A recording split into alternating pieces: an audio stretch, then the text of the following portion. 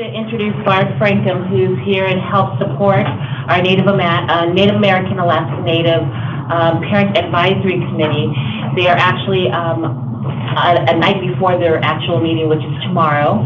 So I'd like to thank them all for being able, our student representative who were able to join us today. They have a short presentation, but I will turn it over to Barb to introduce who's here today.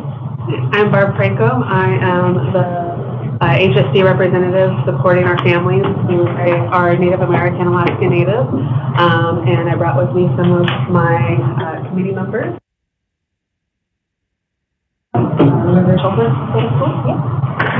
My name is Casey Parisian. I am the secretary on the board for our parent committee. I have 4 kids at HSD, 3 at Century, and 1 at Indian Hills in Portrait.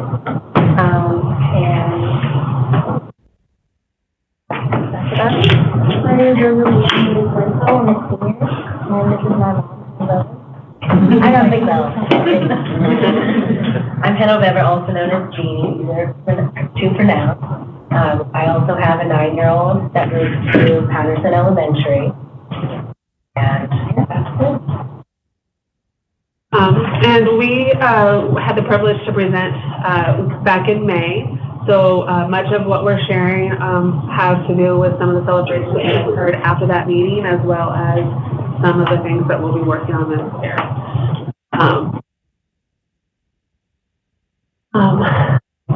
So who are we?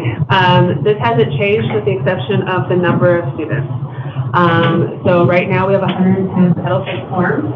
Title VI forms are a government form that is filled out by families with tribal membership numbers or tribal IDs going back to the grandparents. So it could be for the self, the parent, or the grandparents.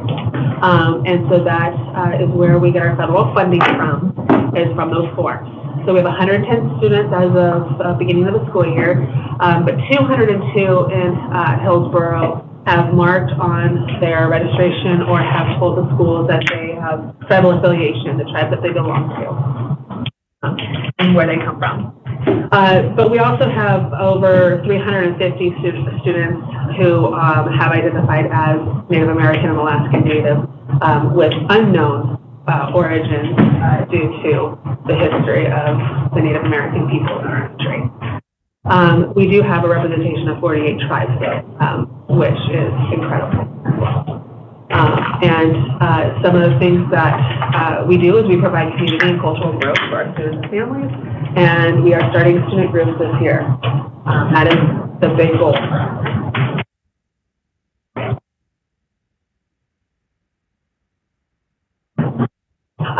And then that was a picture from our powwow last year. That picture is of the community. It was the community powwow, well, I'm going to talk about it later too, but the community powwow did not just involve Hillsboro families, it involved families from all over the community and represented all of the school districts in the Northwest Regional ESD. So that's, I think, 18 or 20 school districts, I can't remember exactly.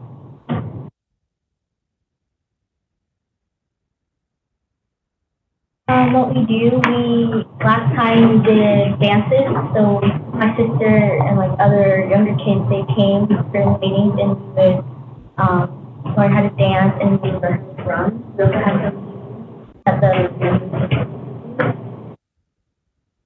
OMSI events, I sing community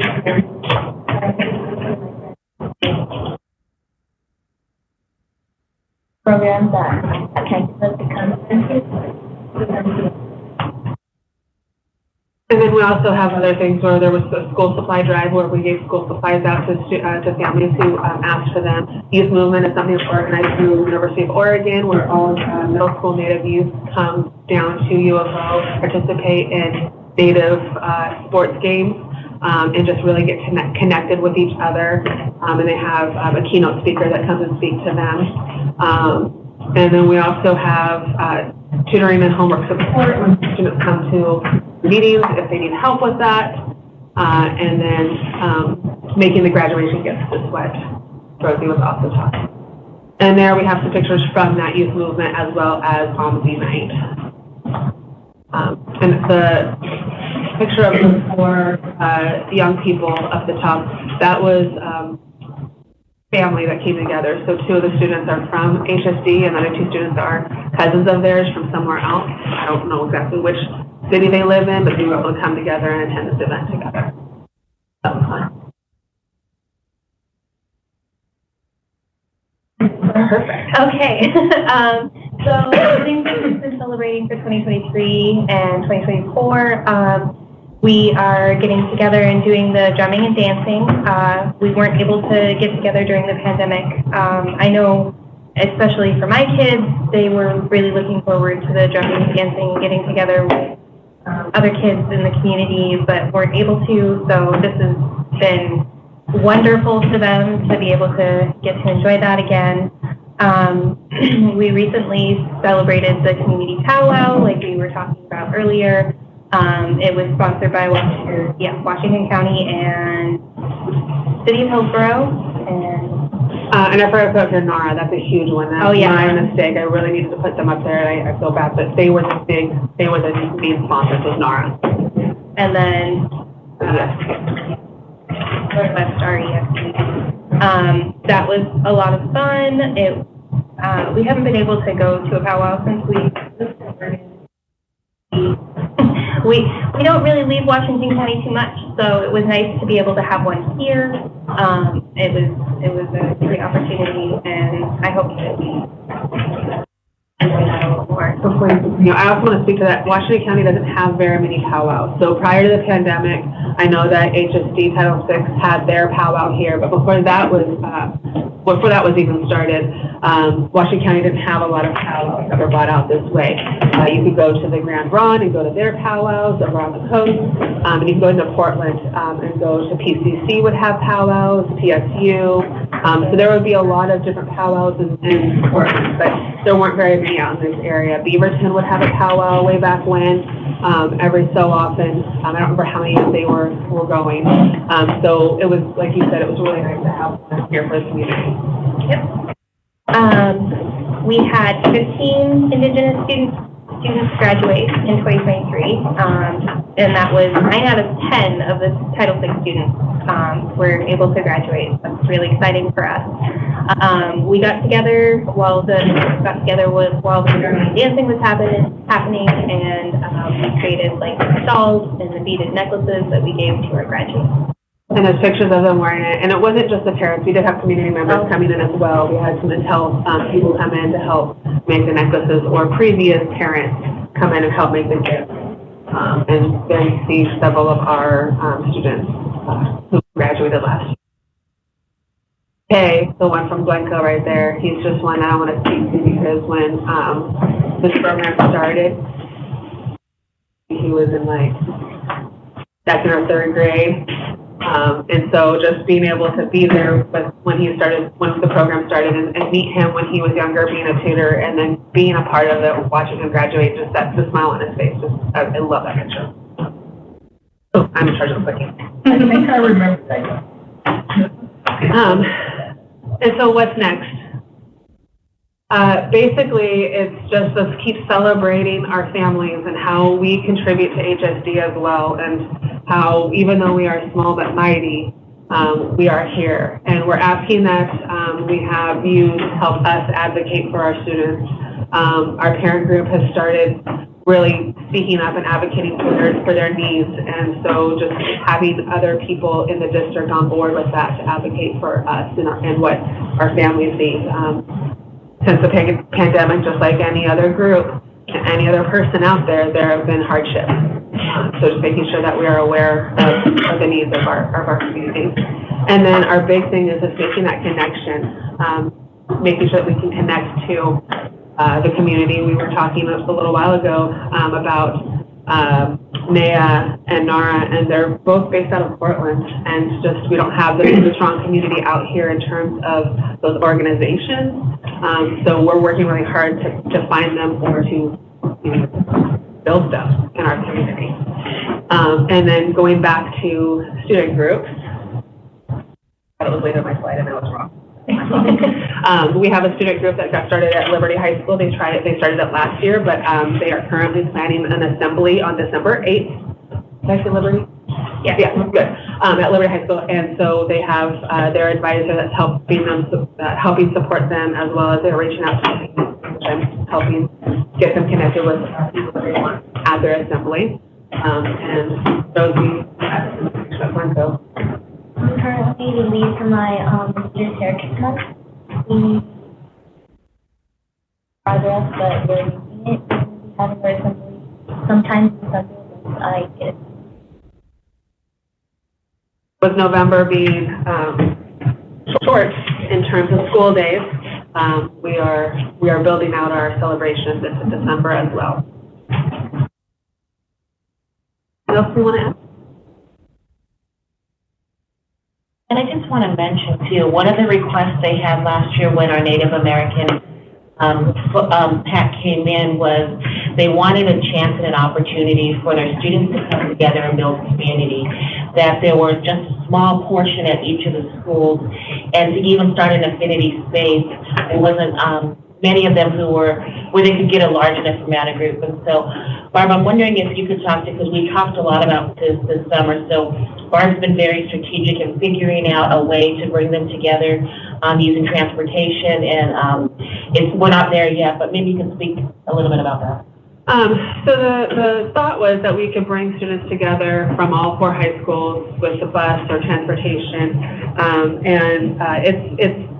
it's slow going because the student groups start right when school ends, and the idea of getting students to one location via bus, it would take up an amount of time. So what we are doing instead at this moment, which doesn't mean it's off the table by any means, is helping the students who, at least I started with Liberty, but yes, they're the only one that has the group, but working with them to kind of really advertise and branch out within their own community of students. So when we say small population, of those 110 students who have Title VI forms, there's approximately, each of the high schools, approximately 8 to 12 students. And so that is a good group, but they're all active in a lot of different ways and in different activities. And so at those schools, there's a bunch of other students who are also connected or have Native American heritage that may want to learn more. And so the groups are, that particular group is organized as a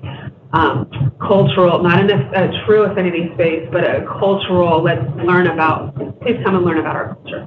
Please come share about your culture, because your Native American culture could be different than mine, and kind of building that community. So getting them the information for who can be invited and whatnot. So they're open to anybody to come to their group. But the fact that they have an advisor this year, they have a space, they have a date, and they're planning an assembly is huge compared to last year's. And I appreciate Rosie working with a group to plan her assembly over at Glencoe, and at least get some things going over there as well.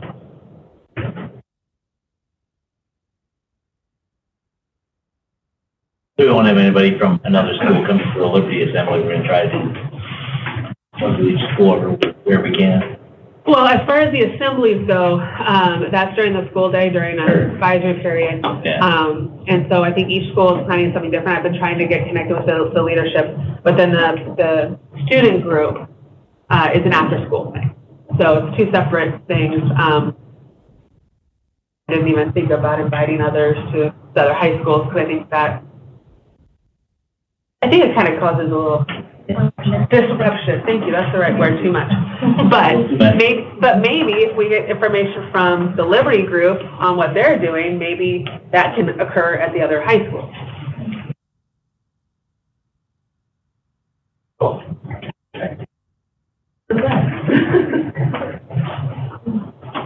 And we appreciate the chance to come and share all this with you. Any questions? I was just thinking that I encourage you to, I've heard you mention small but mighty, said that multiple times. What I'm encouraging you is to be proud of where you are right now. Even if that means 1 or 2 at each school, that doesn't mean that you can't get together, that doesn't mean that you can't come together and express yourself in a safe space and to articulate how you feel. I always worry when I hear students say there's only one or two of us, we need more. Well, it all starts with one. It all starts with one. Because it sounds like what we have is a larger group that maybe have not been able to identify with their tribal identity yet. But that doesn't make them any less than who they are. And so I just encourage you to just, even if it's just one or two per school, just continue to do it. You don't need 100. You just need one. And I think so please continue to do what you're doing. And I think it's awesome that we can begin to recognize that. And I know Francesca will do everything to support you guys, whether it's 1, 2, or 5. Doesn't matter. You're still here, and you're important. And when we talk about helping every child, that includes you. Yeah. And I don't know, Travis, if you remember when when this was first brought to Hillsboro, it was around 2007, 2006, 7-ish, somewhere in that range. And I know that when that started, it was 30. It was like 30 students. It was very, very, very small numbers. And, things got up to 147 before the pandemic, and then the pandemic, a lot of changes happened for a lot of people, but we're growing overall, which I think is truly amazing. And then to speak back on the graduation, when I said 5 Indigenous students graduated, or 15 students graduated, that was specifically just those who had tribal affiliation and included the 10 Title VI students. But 9 out of 10 Title VI students is phenomenal. It's great.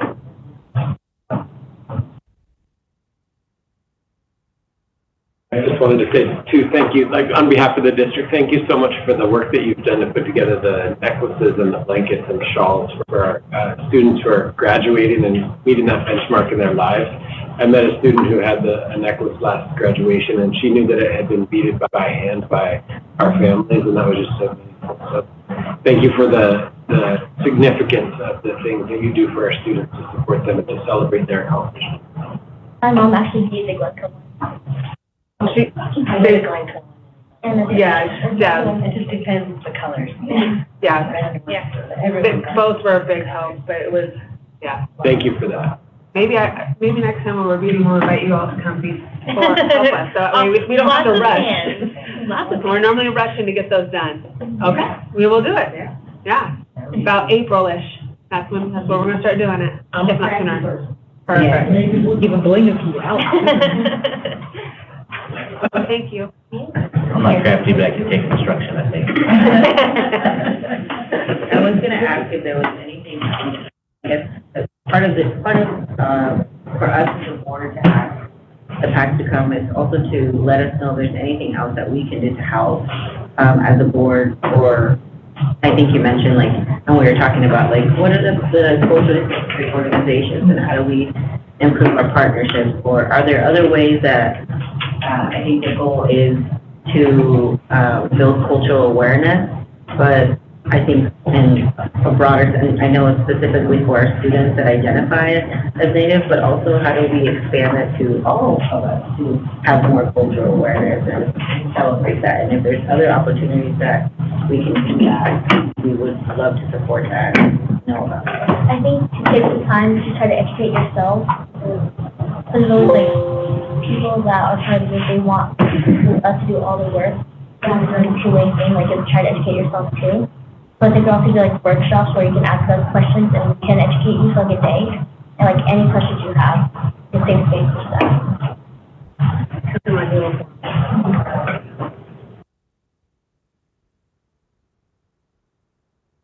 And I will also bring that to the committee at our meeting, put that on the agenda, to figure out if there's other ways that we can do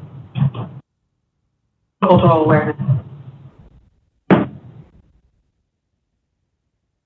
There was a point before the pandemic where you gave all the board members the necklaces. I cherish my lot, and I wore it every board meeting until I didn't have it. So, and once again, I didn't know that. I was so grateful. All during the pandemic, I wore it every board meeting during the pandemic. I have it on my manual, I think. Yeah. I was unaware. I'll have to talk to my mom. Was it Daria or was it my mom? I think it was your mom. Okay. I'll chat with her. Yeah, it was so nice. Yeah, we'll do some research. Yeah, that was awesome. Thank you. Any other questions? Thank you guys for hanging out with us today. Yeah, thank you. Thank you for having us. Thank you for dinner. Yeah. Oh, sure. I'm sorry. No, I stepped on you. I got you.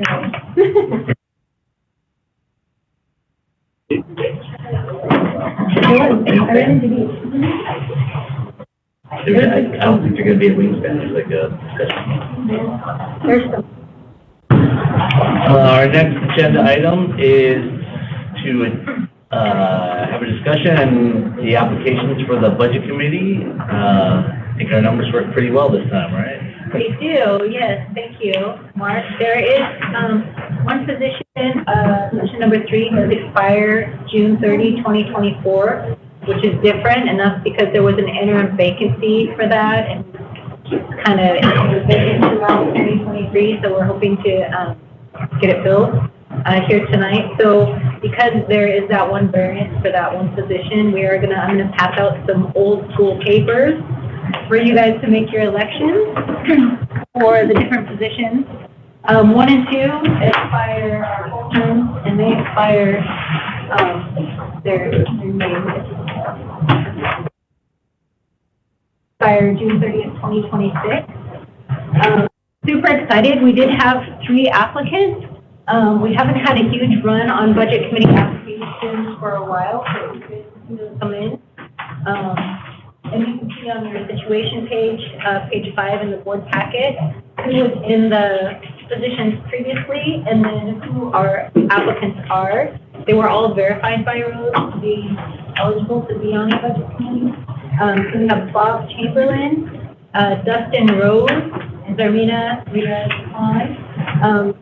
Dustin had indicated that he was, I couldn't see.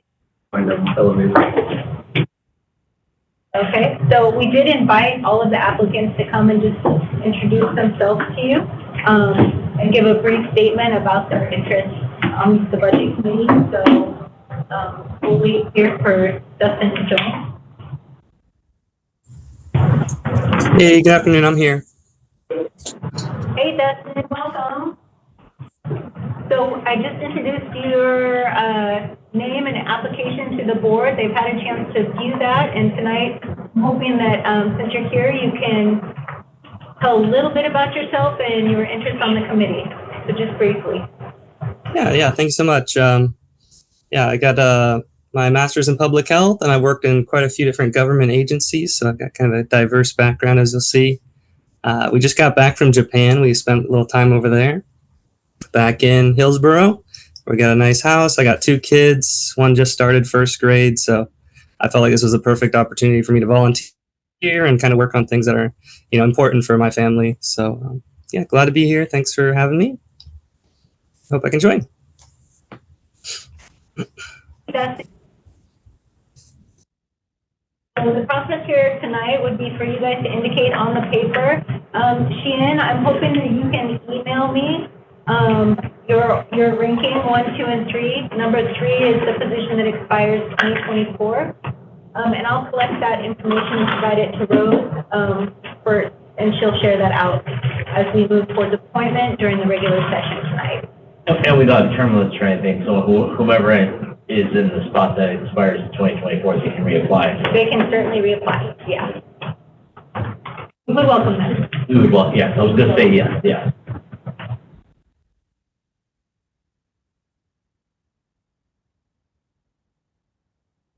And as far as next steps go, the budget committee members will be brought in for an orientation where we review everything about the budget and fix that as far as implementation and their term.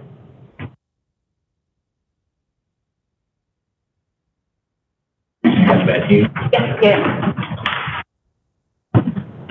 Dustin, I don't know if you're still with us, but as Michelle mentioned, we have 3 applicants for 3 positions, so maybe a little premature, but welcome to the committee, and thanks for being willing to serve.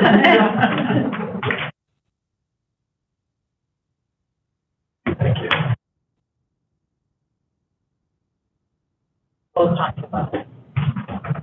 Did downstairs, you'll have our total, craft the motion.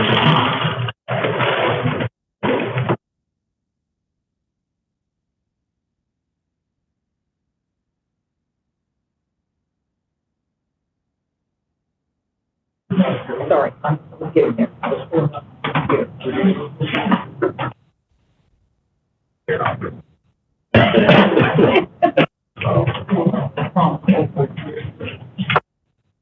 Shane, you're able to just email Michelle or something? Okay, perfect.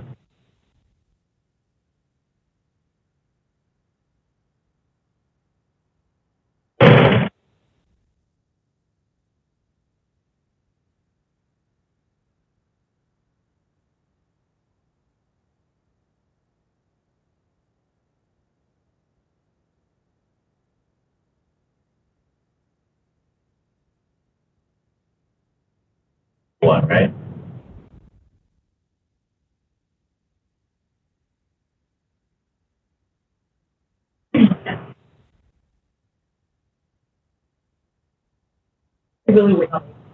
Yeah, they're on page 5 of the packet. That helps. Michelle may have them.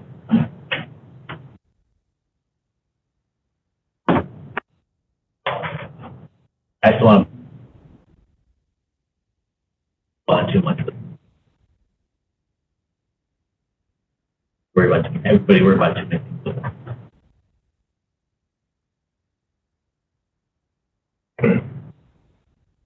Thank you, Shannon. Nancy's wrapping up. So our next item, you may remember in October, we had a little class session. So Eric and I have been through a little bit of the bond levy discussions before as we passed our bond in 2017.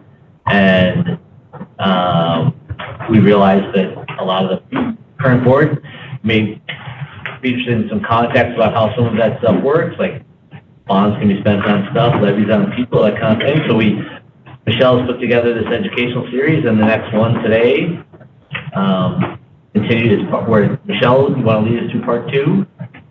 Certainly, thank you. So, again, this is part 2 of a 3-part series about property tax levies the district can use to get funds. We will have a guest joining us tonight online, hopefully. She's not due to join until... Oh, we're a little early, huh? We're a little early. Okay.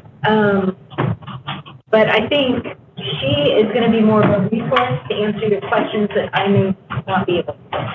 So she's been through this presentation with me, and I will talk slowly through the first part so that she can join for the local options part, which I think is the one that will likely have the most questions.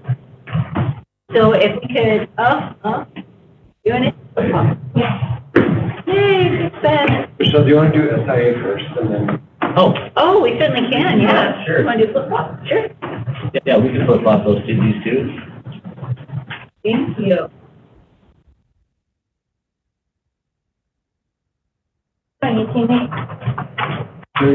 Presentations, okay. Oh, well, yeah, already. Thank you.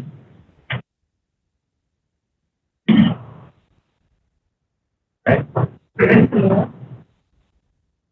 That's a clicker. We're going to switch it back and forth. So this is the second annual student investment account report. So initially when the student investment account started, they had a different reporting sequence that is now moving forward in integrated guidance. And so this is all about that former reporting kind of format for the 22-23 school year. So that's what this is going to be about. We really have 3 goals. According to the program, is to inform community members and staff about the student investment account, to demonstrate that the feedbacks from surveys were heard and responded to based on the investments that made with these funds, and then kind of connect it to what was formerly the SIP. And then we're going to talk quite a bit about how we're transitioning that to the strategic plan moving forward. So again, just try to remember this isn't a forward plan, this is a look back to last year. All All right, this is actually a document provided by the Oregon Department of Education regarding the Student Success Act, which was funded by a corporate activity tax. So it was a brand new resource of funding. And these are all of the different kind of initiatives that were put forward along with the anticipated estimated revenue from this corporate activity tax. So we're really going to just focus in tonight on the student investment account portion, even though the Student Success Act funded all of these different things. So as Michelle shared, I'm going to attempt to thread the needle of 22, 23, SIA, how that connects now, as you see in this graphic, also provided by ODE, how it's embedded in our integrated guidance plan, and then how we, as planned, not only integrated guidance, but also our strategic planning process in 22-23 to blend everything together moving forward. So in the 22-23 school year, in our planning and design process, we had the opportunity to not only align, as you'll see here, integrated guidance programs under each of these categories, and then also with our strategic plan, but then also to look at other state and federally required grant applications. In that, we were able to do three things. One, to streamline the feedback and engagement process. Two, to focus and de-silo our work and work more collaboratively together. And then three, to leverage maximum outcomes from limited resources. You may remember this rainbow graphic, and as we look back at that 22-23 year and how we have moved forward in our strategic plan process, I wanted to bring this graphic back. Many of these goals from our 22-23 continuous improvement plan are required through various laws and allocations of resources to improve outcomes in specific areas. So for example, you'll see in goal 4, that's very much connected to our SIA plan. And in that, calling out mental health supports kind of under that larger umbrella of health and safety of our students. And then some of our goals that were outlined in this graphic were also, and continue to be, as our planning process did that integrated guidance and strategic plan process, voiced as clear Hillsboro School District community priorities, such as Goal 1, as you know, we've moved that forward into strategic planning of access to preschool, and then our continued focus on diversifying the workforce. So through that thorough strategic planning process, many of those KIP goals, those continuous improvement plan goals, move forward into now what we know as our new strategic plan from that previous slide. And then as we continue moving forward, are outlined and measured in our new plan. And that's something that Beth and I reviewed last month with you at our board meeting. It also gave us the opportunity, as Michelle shared, the Student Success Act, including SIA, places a special emphasis on traditionally underserved groups that are outlined also in our integrated guidance plan, in our strategic plan. And this process, though, in 22-23, as we moved forward into planning, gave us an opportunity to pull and review our latest data and to prioritize student fulcrum groups to measure over the next 4 years. It also gave us an opportunity to closely look at how we describe each group within our community and ensure that the wording was reflective of how we most wanted to speak about our beautiful community. So not only were we able to look at specific student groups and continue to measure those in these specific areas, but to ensure that the words that we choose and use were very intentional in our work. Additionally, something that has been called out in not only SIA, but in integrated guidance and in our strategic plan is the importance of multiple and ongoing ways to gather feedback. So once again, we shared this graphic last month. And not only to hear from our families, but to be continually reviewing our data and to monitor the impact of our goals and accountability over our multi-year plan. We also shared this graphic last month as well. So in our community collaboration plan, this allows us to not only look at our strategic plan, but also our integrated guidance to give us the ability to aggregate and to disaggregate large amounts of information, once again, to monitor and adjust and hear from the voices of our students and families along the way. So not only then are we looking at that quantitative data, but also the qualitative data to measure our goals and investments. Michelle is now going to talk a little bit more, though, about the specific SIA investments and the details of those specific investments and the resources from 22-23. Yes. A big focus of the department was making sure that the community input was being heard. That's why Brooke spent so much time kind of talking about the how and the what between the SIP and our current strategic plan moving forward. So I'm going to talk a little bit more about the grant specifically for the student investment account. So initial requirements for the grant, and they're still there as we move forward into the integrated guidance. 4 focus areas. One is class size, and we've also included some caseload reduction in there in our targeted spending. Instructional time, so that's actually increased instructional time. For example, is our after-school program that we have, shifts. Well-rounded learning includes staff development and curriculum. And then student health and safety, as you'll see as we get into the pie charts here, that is a pretty major focus of these funds, especially as we were coming through the pandemic, really focusing on that. All right, so this is, as we look in the rear view mirror, it's always a little different than what our initial plan is. This is where we landed. Our students' health and safety, you can see we spent about almost half of the funds on that. Just over $2 million on well-rounded education. Again, we made some curriculum advancements there, especially as we move to take advantage of the technology that we now have available due to the ESSER spending. Reducing class size.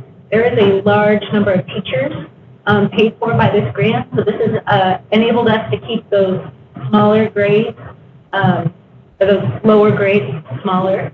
And then our increased instructional time, that was a big ask from very specific parts of our community, and we've been able to respond in partnership with the city of Hillsboro.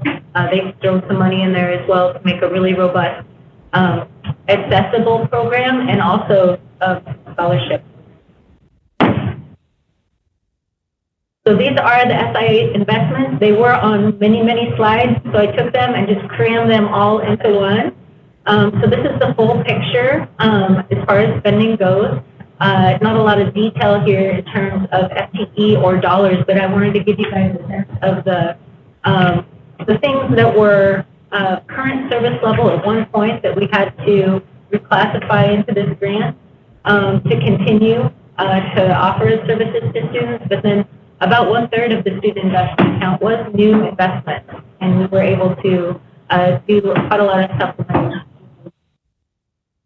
Color-coded to match the bucket. All right, and then this is kind of the history. So you can see in 2020-21, that was the first year that we were going to receive that grant. It was a very tumultuous year for us as a district and the state in terms of economic insecurity. And so our initial allocation of $16 million for a ton of community work got reduced down to about 1/3, $5 million. And so that was able to provide some support for our current service level budget. And then you can see in 21-22, that was our first full year of funding, and we were able to build out as part of our investment plan. We had an accelerated learning plan at that time where we were targeting supplemental things as we returned from the pandemic. And then it's, with 22-23 and now 23-24, we've really kind of shifted more into probably some stable areas where we will continue moving forward with those, but also adjusting and keep that.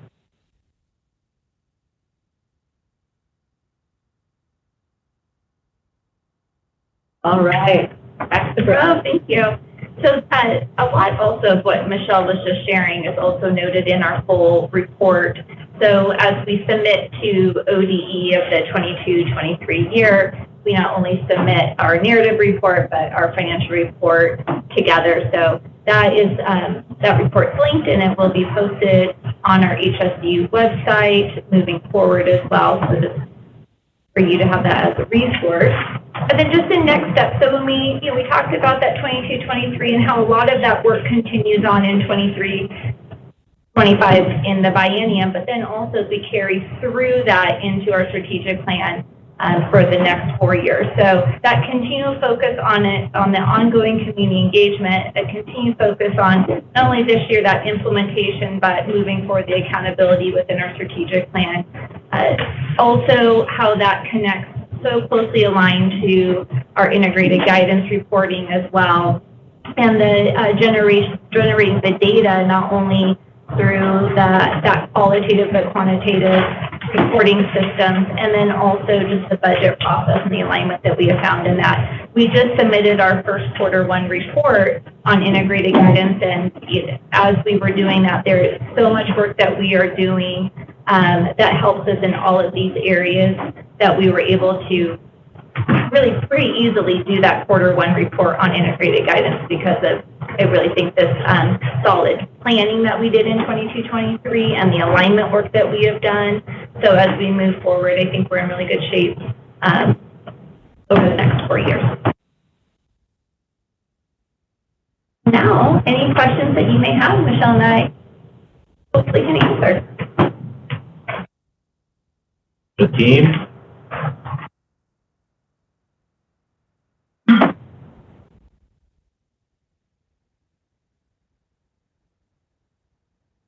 I'd like to give a shout out to Michelle Morrison, whose influence makes it so that the integrated guidance can weave together more formally all the different state grants that have been expected of us into a single. This might be the last time we hear about SIA by itself. Thank you, Michelle, for your influence at the state level, making more coherent our budget process.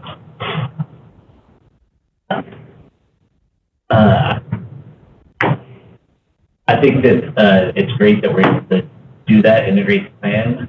The bigger concern I sort of have about SIA in general.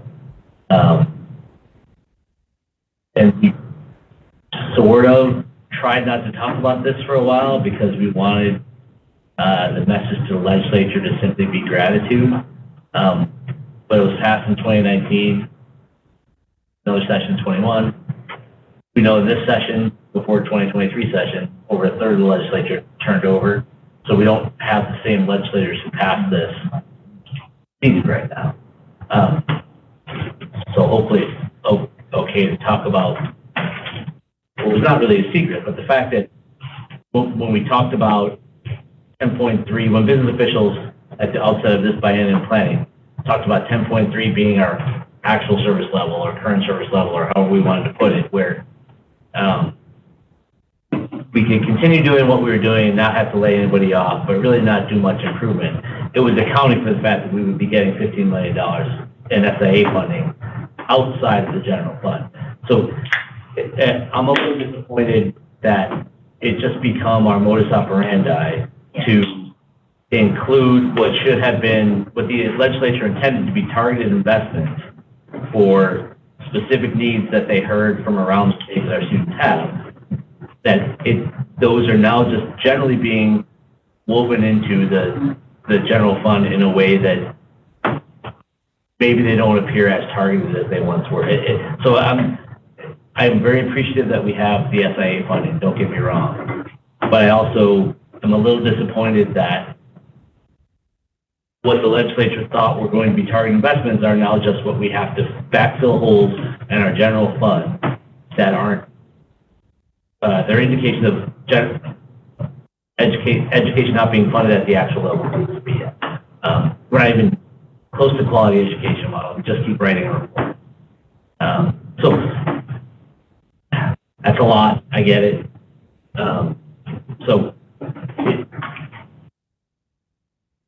For as long as I'm still participating in the board, I will like to hear a little bit about how SIA goes separately, because I think its intent was to be separate.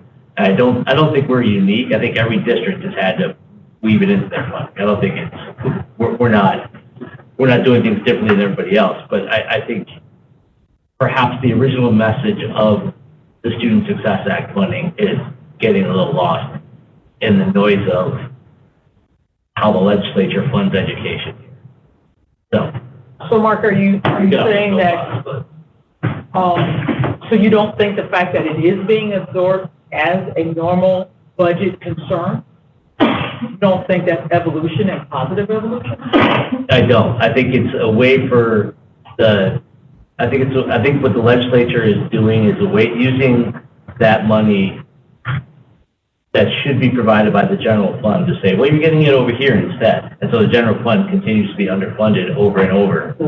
That when we look at what our actual service level or continuing service level, current service level would be, and we say 10.3, it was really more like 12.5 if you took the SIA portion out, right?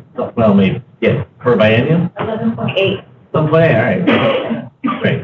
So what our business official, what OASBO said was current service level for this biennium that we're in the middle of right now was 11.8. The legislature took that as 10.3 because they knew there was extra money in the SIA. So the SIA is no longer being used in a targeted way. It's just part of general education budget. I don't see that as a positive thing.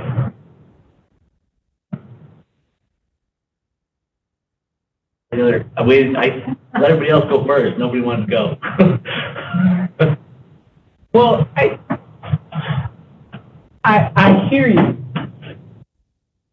I still think the fact that so I think what I was misunderstanding is the fact that in theory it really is evolutionary and good process that they're actually saying, okay, we hear you. We want this to then become a normal part of the process. Your concern is that they use this money knowing that we're not going to get it to say that we're gonna fund you short. Yeah, the general fund comes in. Yeah.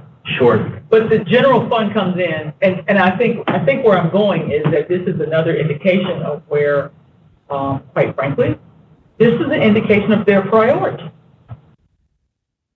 Oregon is still in the bottom of the 50 states when it comes to graduation rates and all the other things. We're still on the bottom. And one day, somebody's going to say it might be important enough to fund the schools beyond this magical line that they keep moving about, well, we don't want to give you extra money, we just want to give you just enough. It's a difficult thing for us to have to do, but if that's all that they're going to give us, the only thing we can do is do better than what we got. That's what we keep doing. And we all agree that that's not good enough, but yet they keep doing the same thing over and over again, which essentially is underfunding it. Am I correct? And everybody seems to be okay with it. Not everybody. Well, I mean that, you know, it's frustrating that everybody seems to be okay with that. Because if they weren't, we'd have got the 11.8 that we need. Yes, and then the full student And the SIA would account be would have been. the student investment account would have actually been investments in making a positive change as opposed to us being able to say, well, we didn't have to lay any teachers off. We're still able to continue to do what we did last year. We're not really improving, although we are, right? So the target improvements that target investments are not being made. I understand. That's And we'll continue to report out. Sorry. Sure. I was just gonna ask, because I know when we throw out things like, that Oregon is at the lowest of graduation. There's also, I just want to make sure that we say those things that they're factual, but also that we understand that every state has different requirements. Yes, they do. You're absolutely right. It has some of the most Standards, yeah. Standards. So even though you could graduate in a different state, but it's easier because they're not going to have to require all these credits for you to graduate. Although then it's not. There's always another side of the story. Yes, I agree. Yeah, I don't think graduation rate tells the entire story. And just, we are not in the bottom of the graduation rate. We are in the bottom though in funding. And funding for public education, yeah. I was just going to clarify too, we will still see there's that graphic that looks like a stack, but kind of an arrow with 90 high school. Eventually it'll include the early literacy grant, which you'll hear about tonight. We still will be required to report on the strategic investments attached to each one of those state funding mechanisms. What's streamlined is that we do that within a single reporting budget. So I think that would help meet some of your goals, Mark, which is like we need to track what those do to change the experience of kids. And thank you for the accuracy, because that is the thing that always gets forgotten. That's right. I do appreciate that the state is making it so we can streamline the reporting so we don't have to create separate report projects, things that are essentially repetitive information. Correct. Other questions or comments about the SI report from last year? I think we talked about, this is something that we talked about in our regional table report meeting. This strategizing for next legislative session, the long session, advocating for this, but it is like the constant thing. Yeah. Right. We don't have a paid lobbyist. We are our lobbyists. The board members are our advocates in Salem. So the short session, there's not a lot of budgetary, there's probably fixes and things like that coming, but it's really the next long session will be where we have to saddle up and ride again.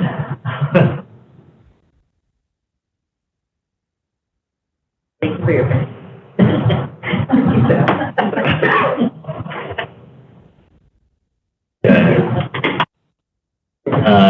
Do we have our... I do see our guest, Lauren McMillan from Piper Sandler. Lauren, are you on there? Yeah, hi. Hello. Okay, Hello. So I'll say a little bit about Lauren. She is our one of our go-to points of contact whenever we're thinking about anything bond related, whether it's refinance or sales or and just such a wealth of knowledge when it comes to property taxes in general. So I'm super thankful, Lauren, that you were able to be here tonight. My phone a friend if I get off the rails a little bit here, but yeah, just thanks for being here. Thanks for having me. Is there anything you wanted to say before I jump in? No, thank you for that introduction. I guess just a little bit of extra background. I'll say I've worked in public finance for over 17 years now, almost 15 of those years in Oregon specifically. So I've worked with the district a number of times over the years on GO bonds. Also, we work in the local option space as well. So just here to answer some questions if they come up and be support for Michelle. Right, thank you. So we'll go ahead and get started. I did this earlier, but this is part 2 of a 3-part series on property tax levies that school districts can access if they are looking to raise additional dollars.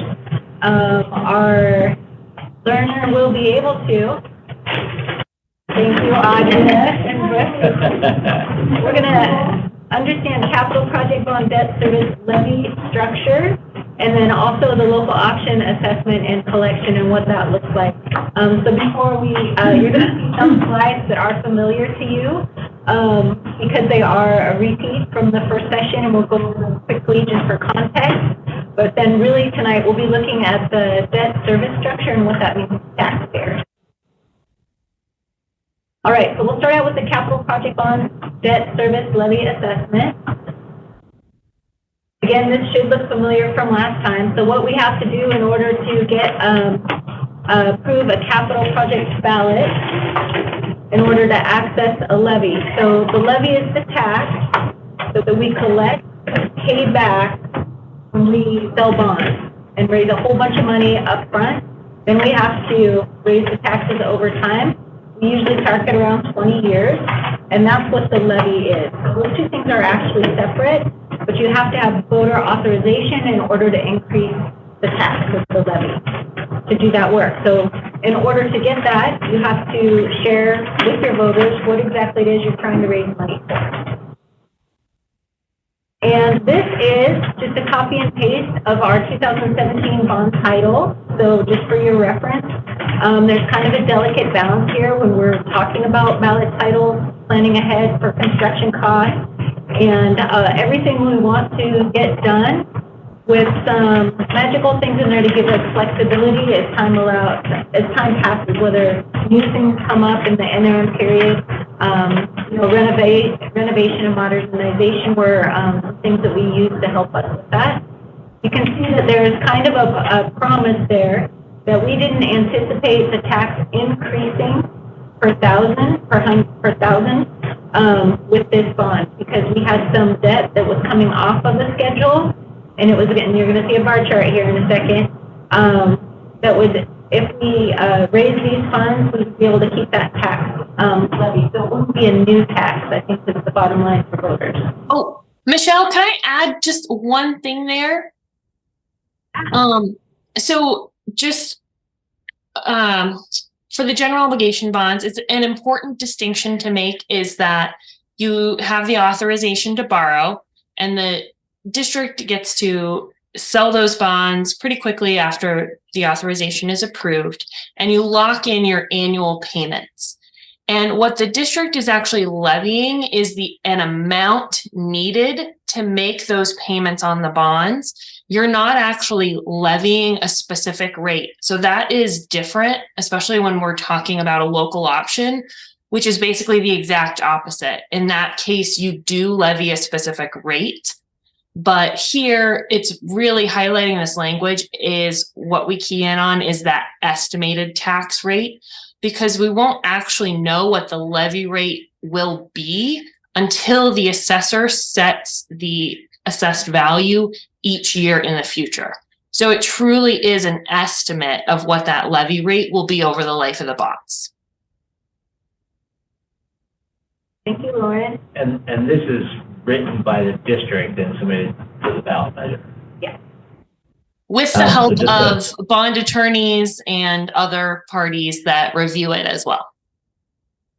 Yeah, and so from a board member perspective, just a reminder or just a note that when we're in a situation like this, as we did for the 2017 bond in question here, district employees are allowed to provide information, but are not allowed to advocate for a position. Board members are campaign people who want to go out and help pass the bond. We can advocate that, like with this wording, the district has to, that's why lawyers and everybody worked and crafted, is because we ensure that the district is just providing information and not advocating for passage or against. Are we missing words? Missing word a little bit, like, yeah. District staff cannot advocate, a principal can't go to his PTO and say, we should totally pass this. They can say, if we pass this, this is what we'll be able to do, but they can't say you should totally pass it. District staff has to be very careful when crafting this. On their work time. What's that? On their work time. On their work time, They can sure. volunteer, we can have a separate campaign. Okay, so now we're getting to, because I'm thinking, whoa, wait a minute, who do you think should be advocating? It should be us. But what you're saying is while we're engaged in quote unquote, this. We can. Board members can advocate anytime, all the time. While district staff is on the clock, they cannot be advocating. Only be informed. So you can sort of see the nature of the way this is worded. Yeah. It's just basic information. Being very careful not to add a lot of flavor to it, right?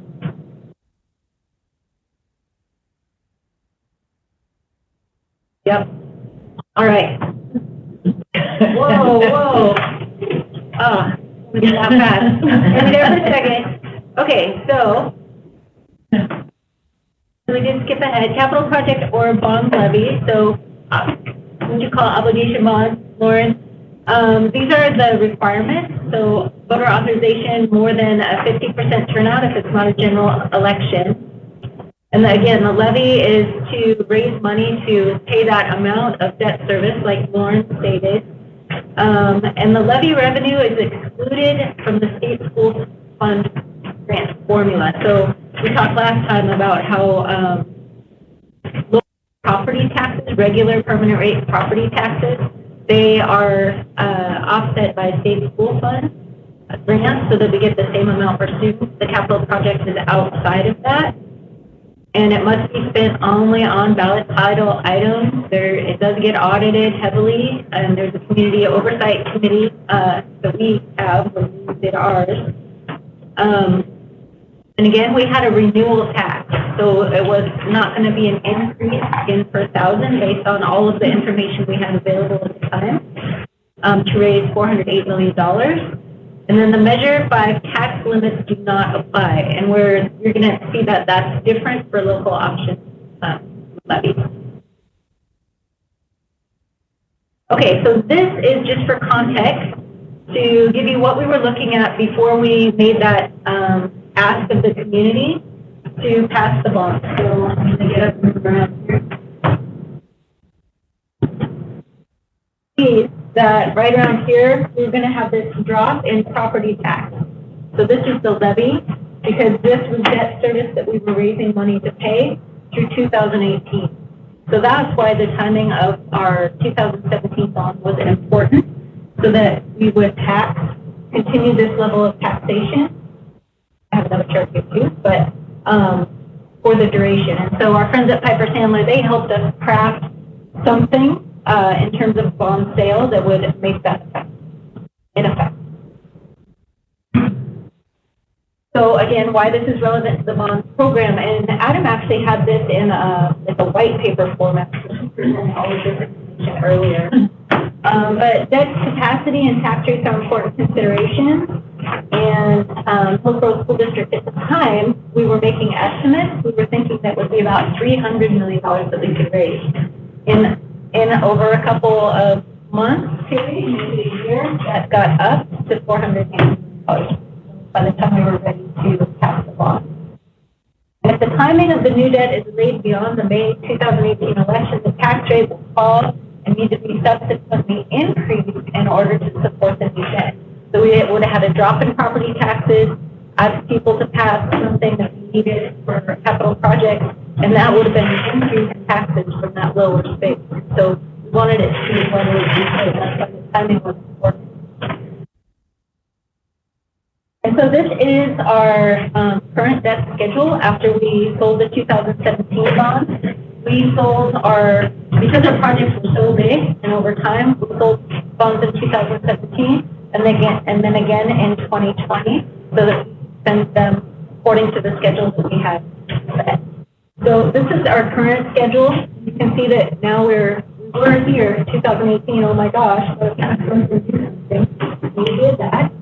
So now we're here, we're looking at our next drop-off is right here. So really, 2026, 26, 27 is when we're going to want to answer a question about what to do in terms of either capital projects or a local option levy. Something that the community is interested in. Now, Michelle, isn't it true that this is a cyclical, normal issue? This will happen over time, over and over. Yeah, as our bond debt service drops, our collection will drop accordingly. We can't continue to tax at a higher rate without voter approval.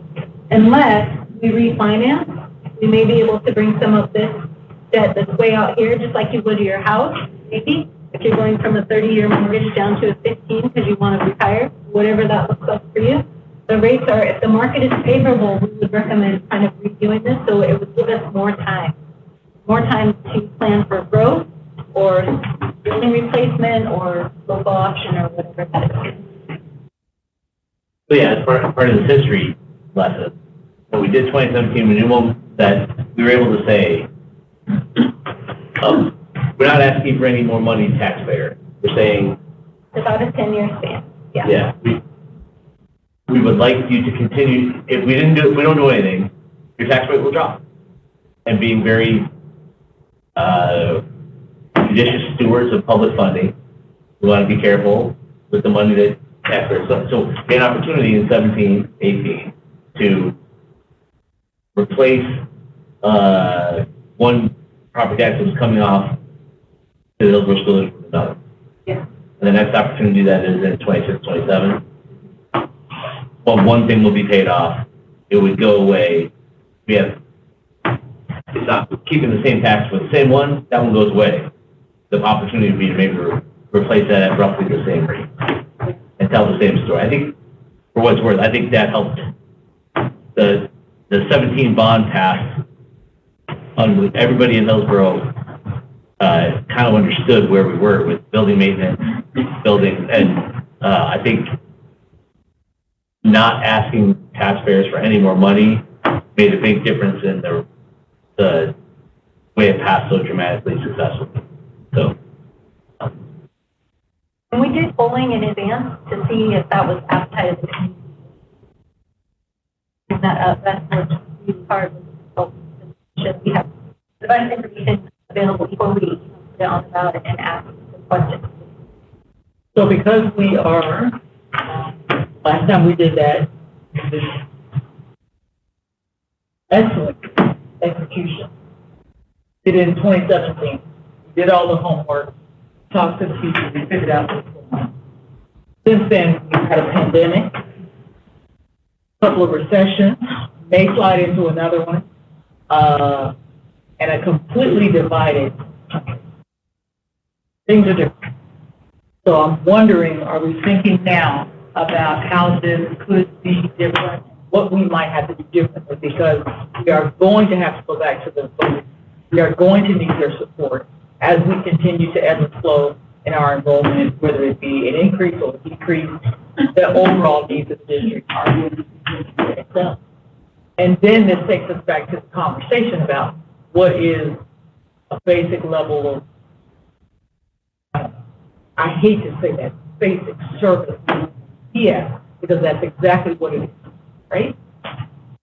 And I don't know. I just want to know that we're thinking about what we have to do, like right now, because we have to socialize this so that we can get the same community on board to support us when we need to come back and make the next pitch, because it's coming. Yeah, it is coming. And again, the other option would be to get something on the ballot would require voter approval. However, refinancing, that's a board decision to like delay that action. So. Have we ever refinanced? Have we ever refinanced? We have.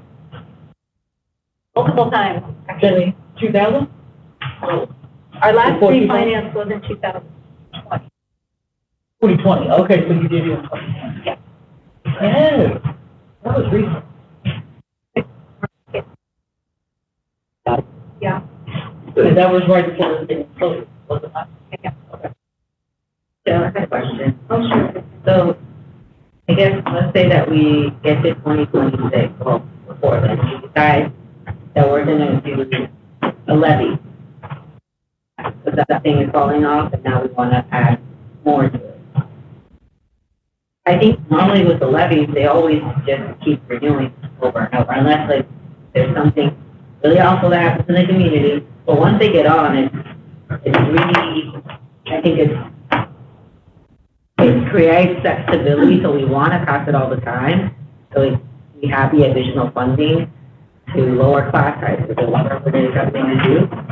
What happens later if we want to go for another construction or maintenance or stuff? You have to be thinking about the timing of that. And the whole second half of this is about local options. So we'll towards that. I think that will answer some of your questions. Quick question about board. Mentioned the election cycle or whatever. If it's not a general election, we need 50% turnout. Has there ever been a May election that had 50% turnout? The May is still considered general. Oh, still considered. What they don't consider a general is one of those weird Like ones. special- You can put on in February, Okay. or, you know what I mean? So May and November are equally May count, yeah, available options. yeah, All right. That's good to know. yeah. We would never get over 50. I would never bank on getting over 50% turnout. So I would never counsel you to do that. Right. So. All right, so Lauren was kind enough to provide this estimate for me. It's updated from our last analysis that we had done. So our latest in 2024 based on our current tax information. Remember that our bond promise, the renewal rate was set at 224 due to the increased assessed value of Hillsboro School District and how that's kind of spread out across the community. Our current tax rate for the bond is at $1.97. And I think Adam shared that probably as part of their work without presentation. All right, local option levy assessment and collection. So this is where Lauren's going to help me out now and again. So again, local option levy. This was shared in the first presentation. It was created by Measure 50, and it first opened up to schools in 2000, 2001. So it hasn't always been the same. It's gradually growing over time. And one of the biggest challenges to it when you're trying to pass something like that is the tax rate can be very different for properties right next to each other. And we have an illustration coming up that will describe that a little bit more. And maybe, well, it's levied for the total dollar amount, target amount, or rate. So Lauren clarified already that you are setting a rate for some. So it won't ever go from 224 down to 197. You'll have an estimated yield that you're hoping for, is that you will sell, the voters will approve a specific tax rate for 100,000. Again, this revenue is outside of the state school fund distribution formula, so we love it for that reason. Everything described in the ballot title, similar to the capital project, has to be funded. So you want to be, again, very careful about those and how you word that to build in flexibility for what your students need.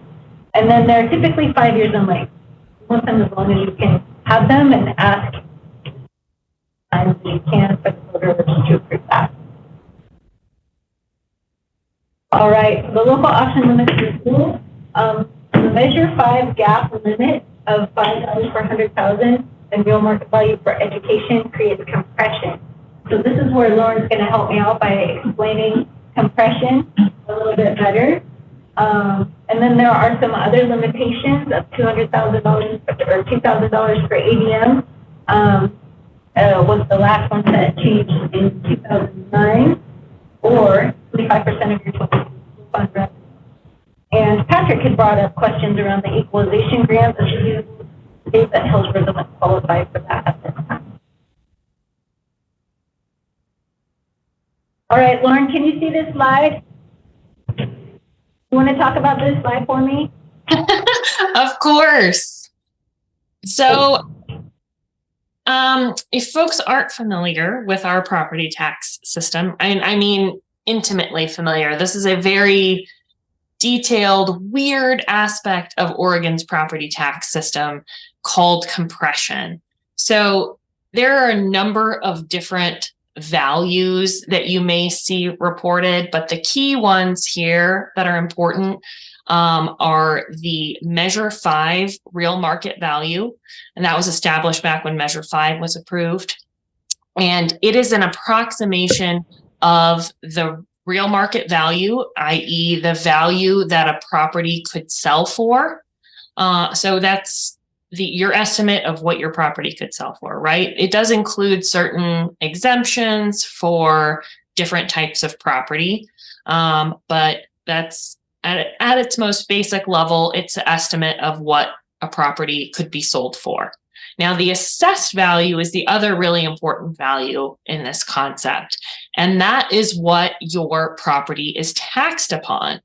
And in basically, I think, every single case for residential property that we've seen, assessed value is going to be significantly lower than the real market value. The reason being that when certain measures were passed historically, they limited the assessed value growth of a property, of an existing property, to 3% per year. So that's why you can see that AV line in the graph grows very steadily, right? It's just growing over time. And that blue line is the real market value. And that is more representative of what's actually happening in the real estate market. So you can see how it went up to that peak in 9-10, and then it came down and it subsequently went back up. So what compression deals with is there are certain limits in our property tax system where if a property would pay more than the limit would allow, some of that tax just gets compressed away. It disappears. It just doesn't get paid. So some of this hits your permanent rate. So you may have talked about this concept before. There is a certain amount of those permanent rate dollars that get lost to compression. They just don't get collected by anyone. So those properties that are in compression tend to be commercial, industrial properties or utility properties where the real market value and the assessed value are basically equal, or the ratio is much closer to 100%. A lot of properties that have large gaps tend to be residential properties. So was that enough on compression, Michelle? Yeah, I think that was. Can you see this slide with the property comparison? Yes. Do you want me to walk through this? Sure. Yeah. So the limit for compression for education tax rates, so that's your school district, education service district, and community college. The compression limit is $5 per thousand, but that's applied to the real market value. So this is a weird concept. I won't blame you if you are not following me, but the actual tax rate is applied to the assessed value, right? But in order to figure out the compression limit, you apply those rates to the real market value. And you can kind of see this illustrated in the chart here. We've got a couple of different residential properties and a Target store. So for those residential properties, you can see the real market value is the same. It's $250,000. And in both cases, the assessed value is lower than that real market value. In this case, there's a difference, 70% for one, 80% for the other. There can be a variety of reasons for that, but in most cases, there can be a difference in that percentage of AV to RMV for a lot of different residential properties. And you can see that the Target store, the assessed value is much closer to that real market value, right? The assessed value to RMV ratio is 99%. So in order to figure out the capacity, basically the max a property would pay, you take the $5 limit again, and you apply it to the real market value. That's not how they're actually collected, but that's just to figure out what basically the limit of what that property would pay. So for each of the residential properties, it's $1,250, same limit. Target store is just over $400,000. But then to figure out what their actual tax bill would be is you take the tax rates and you multiply it by that assessed value per thousand. Again, the lower value now. So the first house would pay $1,050. The second house would pay $1,200, both below their limits of $1,250, right? So both would pay their full capacity. Those properties are not in compression at the moment. And you can see if you follow it down to the bottom of the page, we itemize out what is essentially the gap. How much additional could those properties pay to a local option? And the answer is $200 for the first house and $50 for the second. And then the Target store, since that AV is much closer to the real market value, you can see that their actual taxes that they would be required to pay without this concept would be 477,000 and change above what the limit is. And because of that, they have compression loss. So anything above that limit of 401,000 is that 75,769. That just doesn't get collected. So Target gets their tax bill essentially lowered because of this concept. And they would not pay anything additionally if a local option was passed. Lauren, thank you for being with us tonight, and that's probably the fourth time I've heard it explained, and maybe the best I've ever heard it explained, so. Oh, I can't take credit for that. I think it's just the fourth time. It's fourth time's the charm. On the previous slide, for example, can you go back one real quick? If, this may be more opinion than whatever, if assessed value reset at a property sale, would these two lines be closer together? Sorry, say that again. So I think I caught you. If AV reset when properties were sold, would those lines get close? Likely, yes. Yeah, so assessed value only can increase, market value is whatever somebody will pay for a house. For a while, we had crazy market values, and the assessed values were staying pretty low because of the Measure 5 restrictions, right? Is that roughly right? Yes. Okay. So, Lauren, sorry, go ahead. I also just had a question about the compression. When it does happen, what has priority to be paid? That's a good question. So local options compress to zero before permanent rates. So if anyone has a local option, that local option goes away first. And then the overlapping jurisdictions, the ESD, the school district, and the community college are compressed pro rata.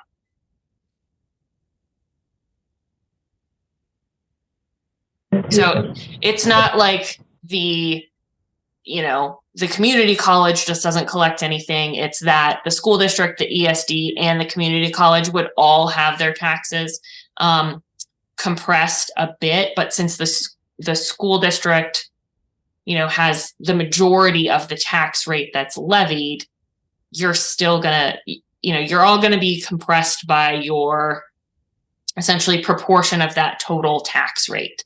So you would be hit a little more in compression. So, Lauren, my question is, I think the example of a Target store is an excellent example, but what about an Intel? Well, Intel is different because they have the SIP agreements, the strategic investment partnership. So they have a special tax break where their property is, in certain properties, some other SIP agreements have come back on the rolls, but some of their, a lot of their newer properties are under a larger SIP agreement where they don't pay property taxes on that portion of the value. And that's what I thought you were going to say. And I think that's where the rub is for me. Because we and I know we use it as a bargaining chip to get them to come to be in our communities, but we're missing out on a lot of tax dollars. Yeah, okay, we're gonna move ahead. That's okay. All right, one last question on there before, and this may be too much opinion, but before Measure 5, local communities funded their own education, and depending on where you lived, your community funded it however they chose to fund it. After Measure 5, so is it too simplistic to say that Measure 5 was intended as a tax reduction measure, but ends up completely changing the nature of the way education got funded in Oregon? It didn't feel like that was the intended purpose of Measure 5, but that's kind of also what happened. Is it fair to say that? Is that the fact that we completely changed the way education is funded was always part of the plan, or was that just, As long as we keep our taxes low, this is what we're looking for. Well, I think the whole idea behind that was the even distribution per student, right? They were trying to get that similar across the state.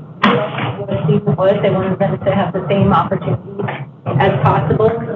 It was a redistribution, included income taxes as well. In the state school fund, it's not all taxes claims. Yeah. So, yeah, there were winners and losers.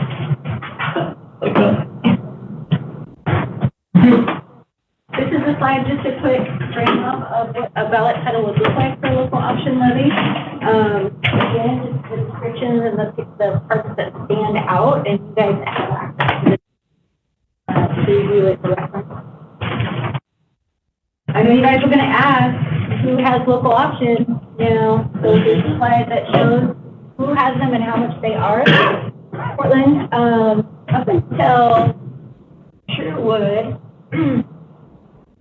well, Sherwood has a higher overall tax rate, but for the local option rate, Portland has taken the cake there with almost $2 per thousand of assessed value. And then we just move right across here all the way down to Sweet Home. So across the state,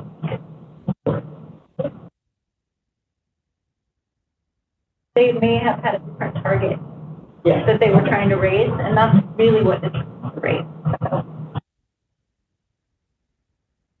All right. And I will say there were a number, just to add, Michelle, you know, this last election was not great for bonds, but there were actually a number of local options that did pass for districts instead. So it is a tough concept, but I feel like it is a tool that's being utilized by more school districts because it is basically your only option to raise additional operating dollars. Lauren, were those new or renewals? I think it was a mix of both. I'm just getting the list up. Yeah, this doesn't indicate when they were passed, but you can see here again, this is just a table that shows the permanent rate, the local option rate, and the bond rate combined for the total district rate. So Sherwood actually has the highest right now at $9.81, almost 82 cents per thousand of assessed value. Then you just go down, you can see what districts have both a bond rate and a local option rate, so it's just not an unheard of concept. Then you can see right where we are currently with our $1 per 97 per thousand and what we're looking at for our total rate right there. That previous bar chart slide, that's everybody in the state who has, that's everybody who has a levy? That I was aware of when I put this together, maybe additional. Lauren said that she thought there may be additional in the election part. So these are the ones that actually had the levy set this fiscal year. So these are existing local option levies. And yeah, this is it for the whole state. I'm trying to compare to who was passed. Looks like Sweet Home had a renewal, as did Siusla, and Westland Wilsonville. And then actually it looks like all the levies may have been renewals. So also North Clackamas. And we've never had an operating levy. Never asked the voters for it. We never tried. Polls in before the 2017 bond about it, and the polling suggested it would have tanked our request, so we took it off.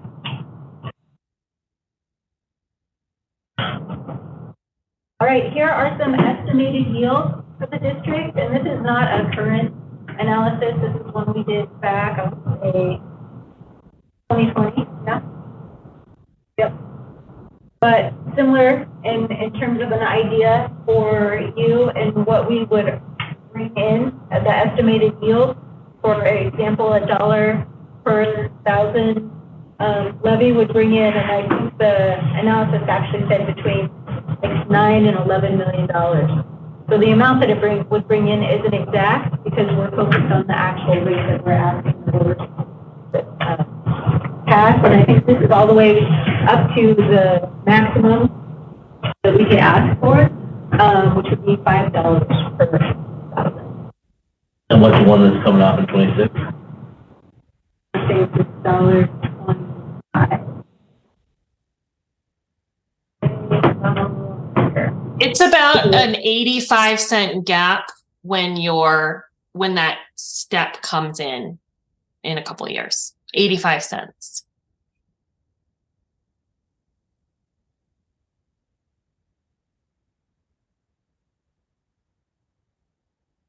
Similar chart along with a really great table if you prefer to read numbers in table format. There you go. Again, this was information provided by Lauren a couple years ago. We haven't updated it. It's additional work to run all of this analysis because local option is a property by property study. So it takes a bit to pull all of this together. Even though it looks like a pretty straightforward graph, there's a ton of data behind it. That is all of the information I have to share with you tonight, part 2. Lauren, did you have anything you'd like to add? I don't think so. You did a great job, Michelle. Yay!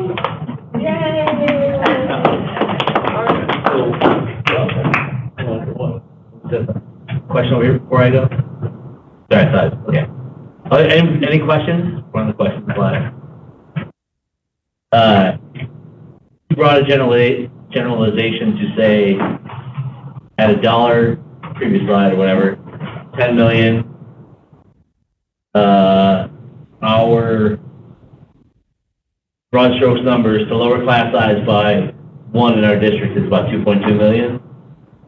So at $1, if we spend it all on teachers, we could lower class size by 4-ish. That would be the argument we're trying to make.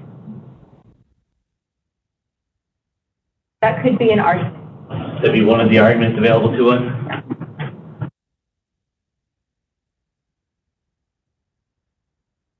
And again, those were not current numbers, but that is something that we could update if the district is serious about looking at a local option. It is a range again, because it can swing, your collections can swing pretty wildly depending on real market value growth. We do look at every single property within the school district to see how changes in real market value would impact how much they would pay on a local option. And that's why you have kind of the range there. At the low, at the $2 level and below, you're not hitting compression on as many properties. You can see that's why there's not as much of a difference between those lower rates. But as you increase that rate, you're going to put more properties into compression. Oh, sorry, my next question was in 17, I remember saying compression wasn't a huge deal for us in Hillsboro School District. It wasn't, it's all on its own plan. There weren't that many commercials. It wasn't like a huge prep 2.2, whatever we thought we were, 1.9 where we ended up. Compression wasn't that. So it's good to know about compression. It's good for us to understand compression, but unless we get to a pretty high assessment, compression is not going to be a huge factor. Is that about right?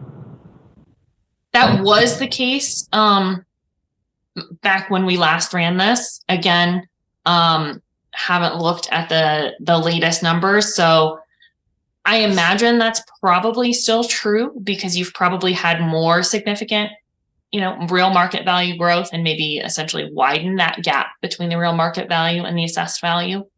But we certainly want to look at the detail to be sure. Michelle, that's not free. Is it crazy expensive to run this again, or is it, we really need to be sure we want to know? I could kind of review, I don't know if you want to include polling in that or just the analysis itself. The analysis standalone isn't outrageously expensive, and it's a great tool for us to use as a marker. Do that every now and again. It's not something I've trained to do. So I'm happy to. It would be nice to know how much the polling in this now. Just for the polling, or did we just, I don't know. No, we didn't. I missed.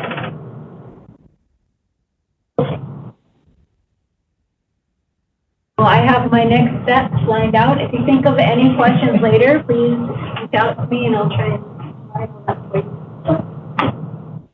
Other questions?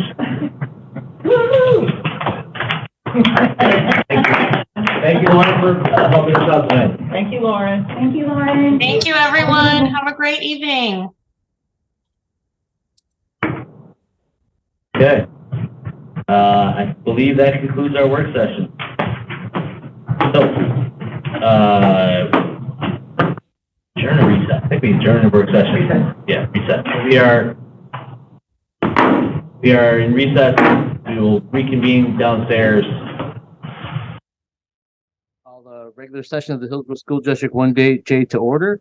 We'll begin as we always do with the flag salute. For those in the room, the flag is at the back of the room.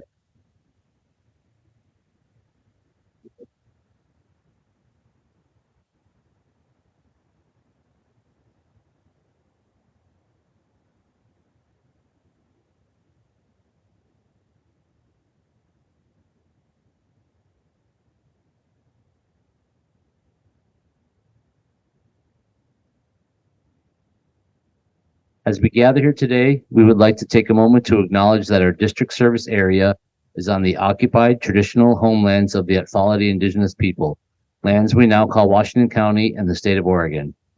We honor the indigenous people whose traditional and ancestral homelands we stand on, the Tualatin Kalapuya, Kathlamet, Clackamas, Tumwater, Malala, bands of the Chinook, and many other indigenous nations of the Columbia River. In remembering these communities, we honor their legacy, their lives, and their ancestors. We also recognize the urban, indigenous, native First Peoples community living in the metro area, which includes over 400 tribal nations. The Hillsboro School District is committed to the recognition and education regarding tribal and local history and working with our local tribes in partnership.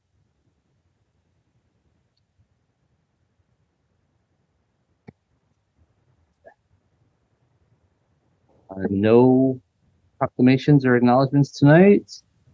Would anybody like to move to approve the agenda? I move that the Board of Directors approve the agenda as printed. Second. It has been moved by Director Lopez and seconded by Director Ward that the Board of Directors approve the agenda as printed. Is there any discussion? Is there anyone in opposition?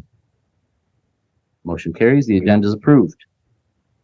Would anyone like to approve the consent agenda?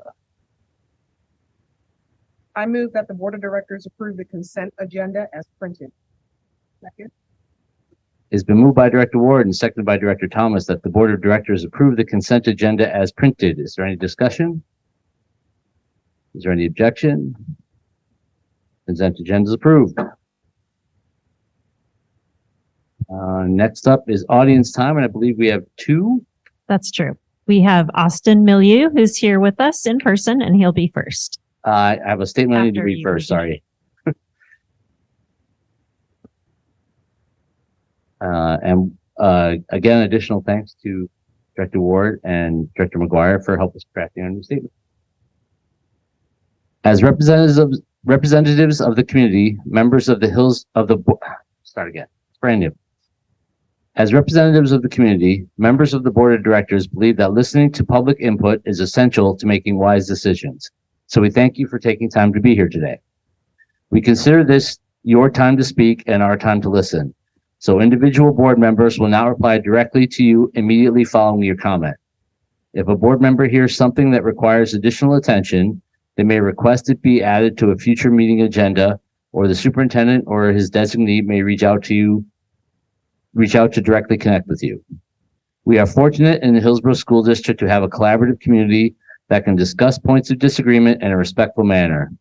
With this in mind, rudeness, ridicule, obscene and profane language, impatience, lack of respect for others, and personal attacks are not acceptable. Comments aimed at state and federally protected classes are prohibited. Audience demonstrations supporting or opposing a speaker or idea are not permitted. We welcome frank discussions of district operations and programs, but in public sessions, the board does not hear comments regarding any individual staff member. Public participation in board meetings is governed by policy BDDH, public comment at board meetings. There are structured channels for the board to review complaints involving staff members described in Board Policy KL, Public Complaints. As you start your marks, please share your name and, if speaking for an organization, the name of your organization. We allow 3 minutes, up to 3 minutes for each public comment. Please feel free to follow up with email to the board or to the superintendent. Are you ready to begin? Sure. Yes. Thank you. Thanks. Also, I have some. Oh, okay. I won't.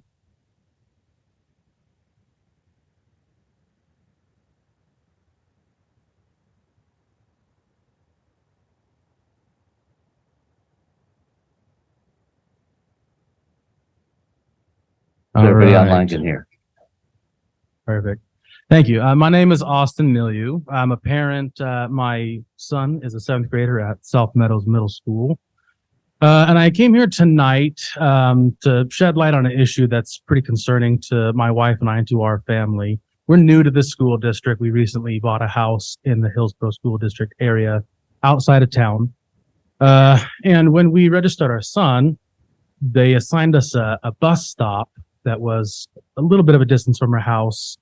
But when we got to looking a little closer at it, we realized it was up a pretty sketchy road, I would say. It was a road with no sidewalks, a road with no shoulder to walk on, a busy road, 55-mile-an-hour speed limit out in the country. And it was about a little over a quarter-mile walk. So we reached out to the transportation department because this was pretty concerning to us. And I assumed that this had to be a mistake and that we could work this out and come to a different resolution. After talking with them, as it turns out, it was not a mistake, and they were not willing to cede any ground or work with us to try and find a new or more safe bus route. They cited 3 reasons why they were unhappy with, our road and our address. They didn't want to come to our home. The grade of the road, they said, was too steep. There was a restriction on vehicle length on the road. And they said that a bus had gotten in an accident on that road about 20 years ago. There is no legal restriction on what grade a school bus can drive on as far as the steepness of a road. The length restriction is irrelevant because the longest bus is 45 feet and the length restriction was 50 feet, and buses get in accidents all the time and they still drive on those roads. What concerns me the most was that they brought up the issue of, well, we should transport our child to the bus stop. But we don't have a second vehicle to do that.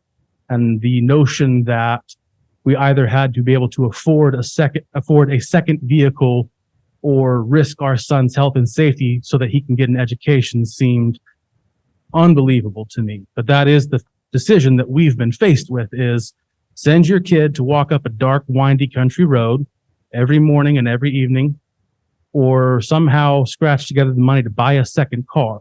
Our one vehicle I use to get to work, I leave well before the bus gets there in the morning. And that's just not an option for us to do that. The equity issue here just seemed so obvious to me. And when I brought that up, I thought for sure this must be an oversight. They must just have not thought about it and framed it in the lens of, from an equity standpoint or a health and safety standpoint. But when we brought this up with multiple members within the transportation department, the answer has never been any different. We have brought it up with our state representative for this area, Representative McLean. They were pretty concerned as well, and they're also looking into it. But I felt like I needed to bring it to the attention of the school board. This felt like something that needed more visibility. It just does not seem right that every morning my wife and I have to sit there waiting until we get a text from our son to say, yeah, I made it safely to the bus stop. I didn't get hit by a car today, with his yellow vest on and his flashing light and everything else. Every day, it's always a stress. So I wanted to present that to you. I presented some documents, if you have time, with some pictures of the locations I'm talking about. I know I've exceeded my time, so I don't want to step on your meeting, but I wanted you to hear me. And if anybody has follow-up questions, I provided my contact information in those documents. Thank you for your time. I appreciate it. We have someone online going to comment as well. Yes, Leah Espinosa. Yes, can you hear me? Yes, we can. Thank you. My name is Leah Espinosa, and I'm the parent of an 8th grader at Evergreen Middle School. Today, my daughter and about 15 other students were kept home from school after unexpectedly being suspended. These students witnessed a violent altercation on their school bus last Wednesday, and many students filmed the incident with their cell phones. No attempts were made by the bus driver to address or respond to the frightening situation, and the student perpetrator of the fight followed the victim off of the bus to continue their assault as the bus driver drove away.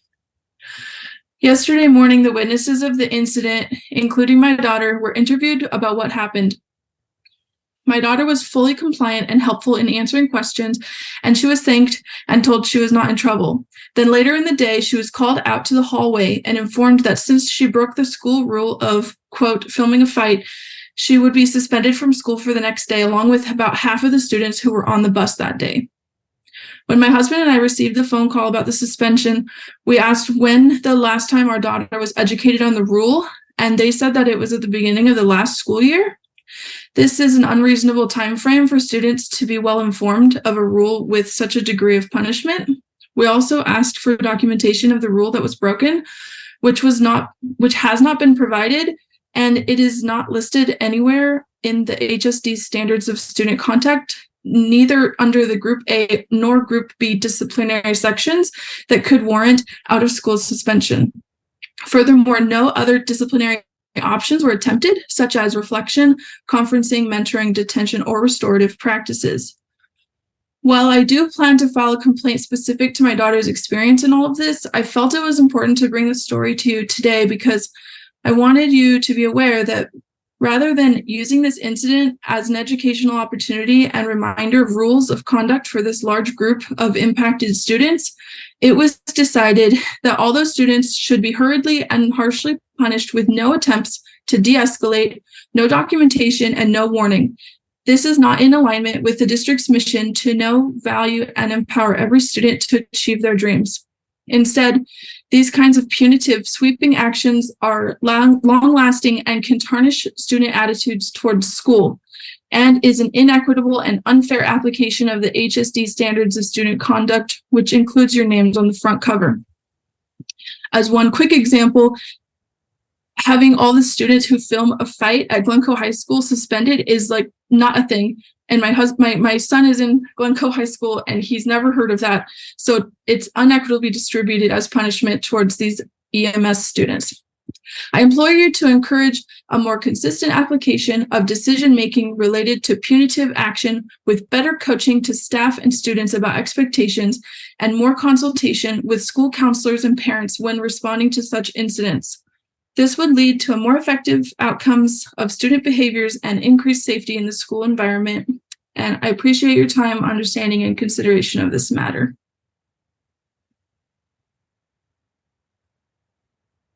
Our next agenda item is reports and discussions. And looks like we have a course proposal.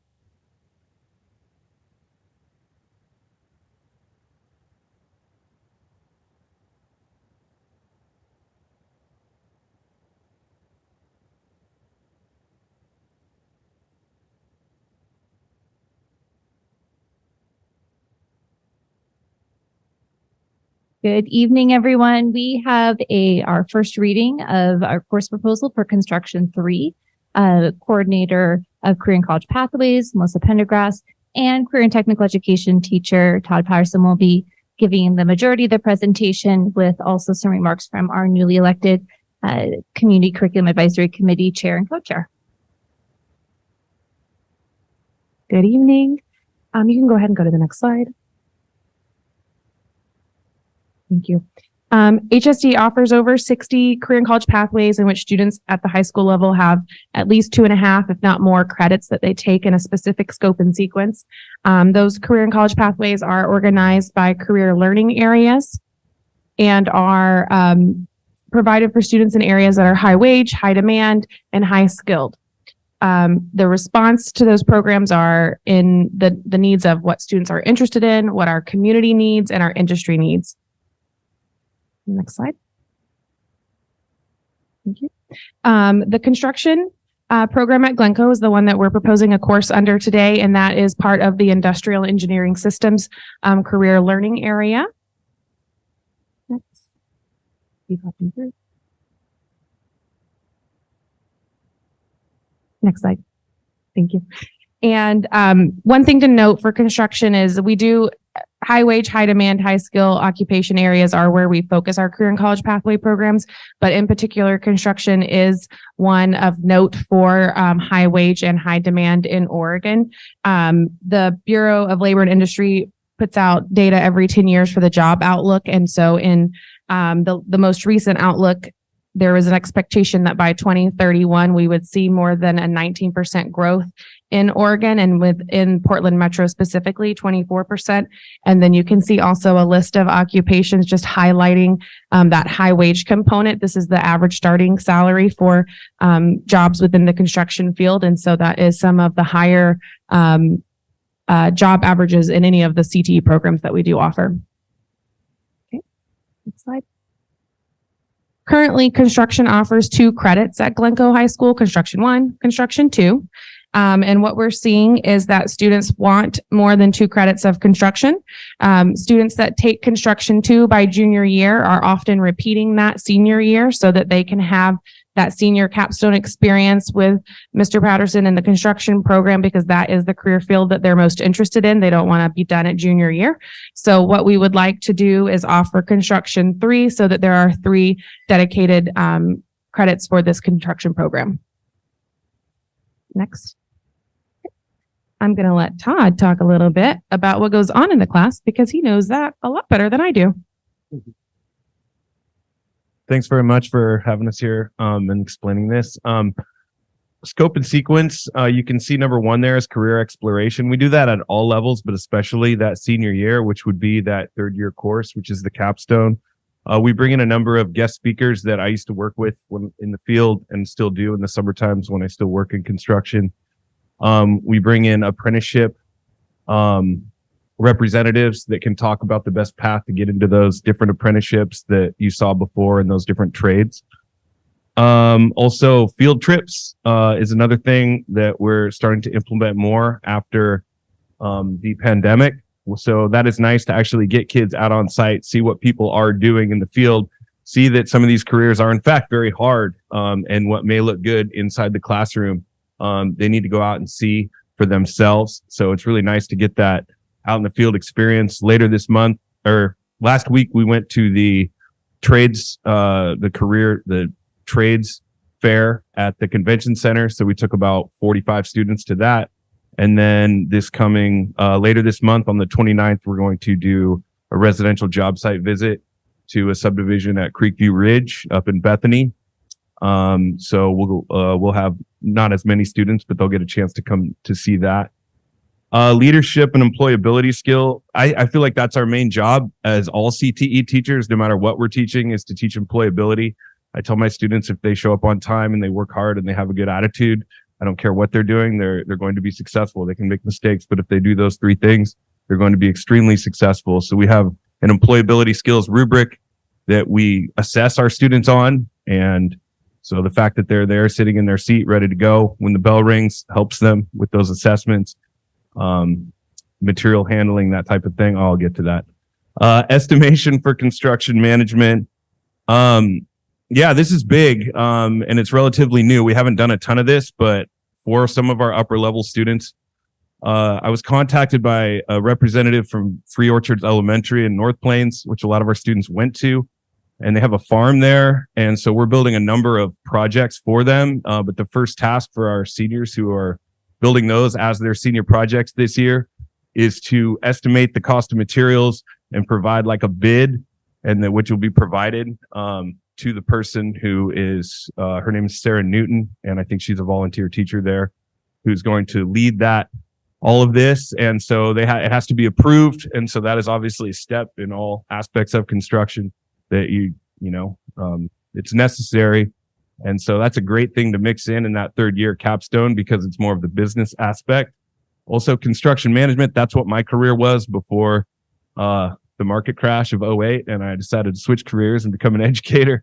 And so it just goes without saying. It's not my job just to teach students how to swing a hammer or wire an outlet, but try to gain a general understanding of the industry as a whole and how it corresponds with where we live, because we're right at that edge of the urban growth boundary. There's an article yesterday about the expansion of North Plains and South Hillsboro and everything like that. That's going to take a number of people to fill those roles, not just as tradespeople, but as managers and planners.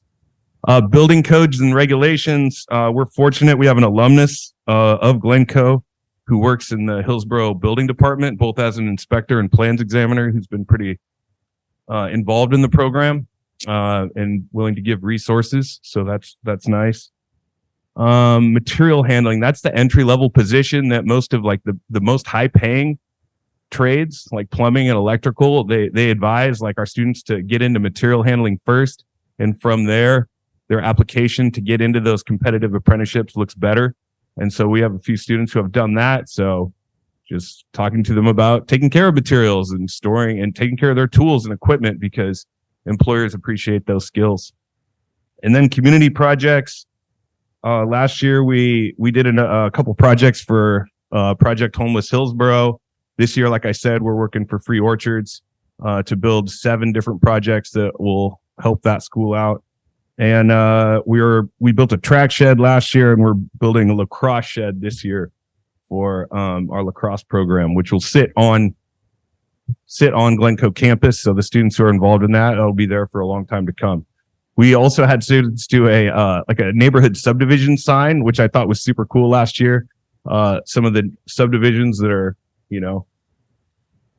20, 30 years old, some of those neighborhood entry signs are a little bit dated. And so they freshened that up over at Sundown Creek. So if you drive past that was Glencoe students who did that. And then were you going to, or no, I'm taking these are the things that we're doing in class right now, like workplace simulation.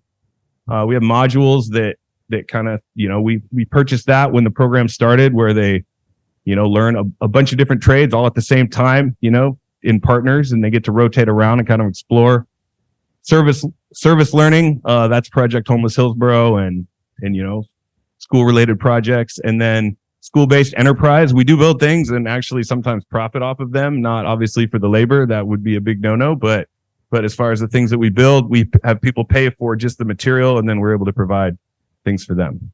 And we're working on internships and then also a pre-apprenticeship program through the Bureau of Labor and Industry, which we're in the beginning stages of applying for that. But what that would do is kind of give our students a competitive advantage when they do apply for those like real trade apprenticeships. So that's something that we are really interested in moving forward with. So hopefully we get approved. Next slide. As far as content standards, we align with all 3 of these. With ODE and PCC, I mean, it's so wide ranging with regard to the different skill sets and standards that are there. But safety is obviously in every single one of them. So that's something we echo. We have an instructional assistant. We've been fortunate to be able to fund that. So Mr. Buson's here to, kind of support that tonight. I appreciate that. It's just really nice. I mean, we have a relatively large facility and we have 3 different CTE programs that are really hands-on and possibly dangerous. So it's really nice to have an extra set of eyes and have that position be funded, because because safety's huge. And with the standards, we preach that all the time. I don't think there's a day that goes by where a student's doing something or like, hey, safety glasses or something like that, right? To just try to give those reminders.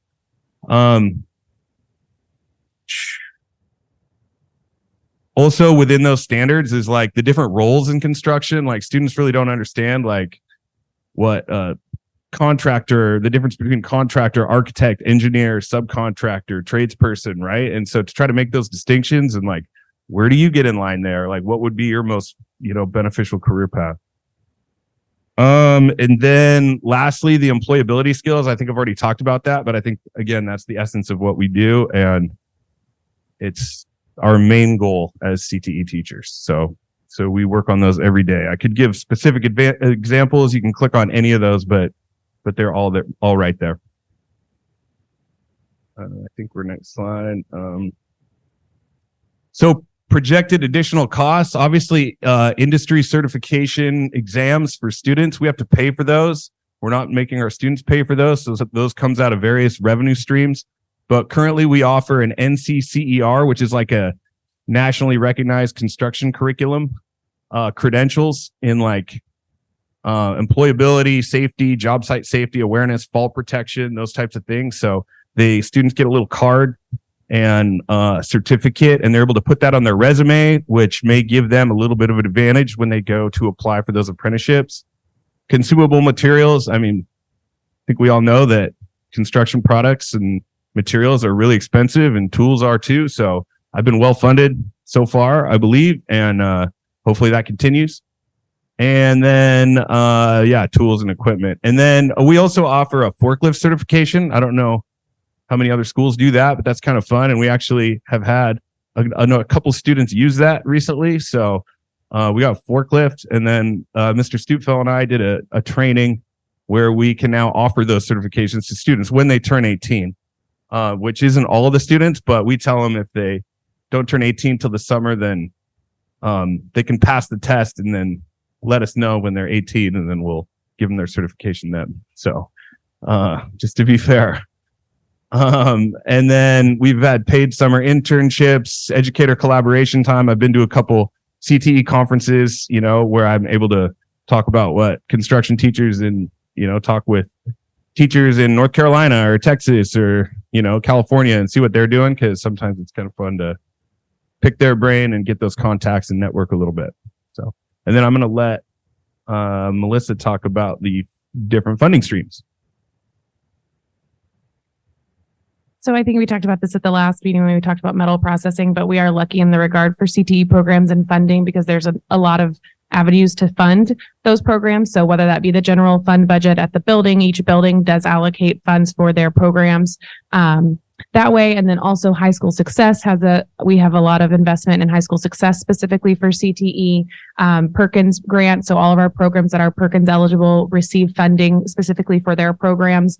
And then also programs that have a number of students who complete that program that have 3 credits by the time they graduate.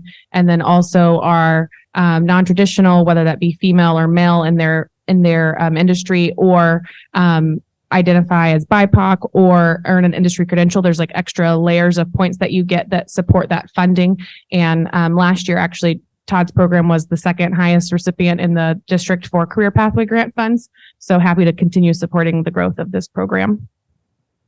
Next slide. In terms of impact, to adding Construction 3 to the books, one thing that helps with is by fall of 2024, all Perkins programs of study have to have 3 credits. So this will help us be in compliance with that. It will also help students have a reflection on their transcript that's accurate of the courses that they're taking. Right now, it looks like they take Construction 2 twice, which doesn't accurately reflect what they're doing because they're not doing the exact same skills again. They're advancing on and learning higher level skills and doing higher level projects. It just isn't showing that way on their transcript. So we want to honor that. And then also in terms of impact to the building schedule and FTE, there's not any additional FTE needed because the courses can be taught at the same time. So he has Construction 2 juniors and seniors together now. That'll just be separated on the record, and he'll be able to delineate between those Construction 2 and 3 students a little bit better, but it doesn't call for any additional FTE. Okay, next. The other thing that we like to think about is with CTE programs is how we are making access to CTE programs equitable. So our Perkins 5 plan does have a goal around equitable access for students who are considered non-traditional in the specific industry area. And so when we talk Perkins, that non-traditional is specific to gender. So for construction, that's female identifying students. And then in also with that, our strategic plan focusing on engagement of BIPOC students and historically underserved students in CTE programs. Next slide. Todd talked a lot about the partners, but I just wanted to give a shout out to all of the partners that are connected to this program. Partnerships are kind of wane depending on program, and this is one that has really strong partnerships in terms of offering work-based learning experiences and connecting partners into the classroom. Next slide. And then that's on me. I would now like to bring up our newly elected chair and co-chair. Last Monday, we held our CCAC meeting where longstanding member Joe Everton was elected chair, and Daisy Jacobo Nolasco, who is an Oak Street campus early college student, who is also going to be a teacher and come back to us one day, is co-chair. So this is very exciting, I think, for all of us to have a balance of not only a community member, but a student voice leading our CCAC this year. So I'll let them share some of their feedback and questions that they had listening to Construction 3. So the presentation was great. We had a few questions at the end, and these are up on the slide here. So what's a lot of them were kind of about things that just weren't familiar to us because we haven't taken courses like these. So what is a pre-apprenticeship in construction? The answer is skills and standards that are aligned to IBEW apprenticeship program. A lot of this is about getting them a leg up, right? They're giving them a boost after their high school graduation. What does a senior project look like in construction? And the answer was a 5-page paper, presentation, physical project, career-related learning experience. And the third question was work-based learning opportunities, examples, and they cited City of Hillsboro and Habitat for Humanity.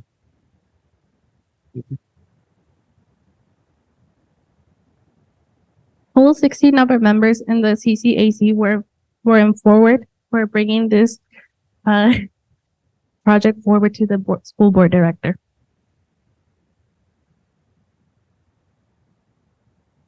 I'll just add that I hired a plumber last year, and I can say these are good paying jobs. That's all.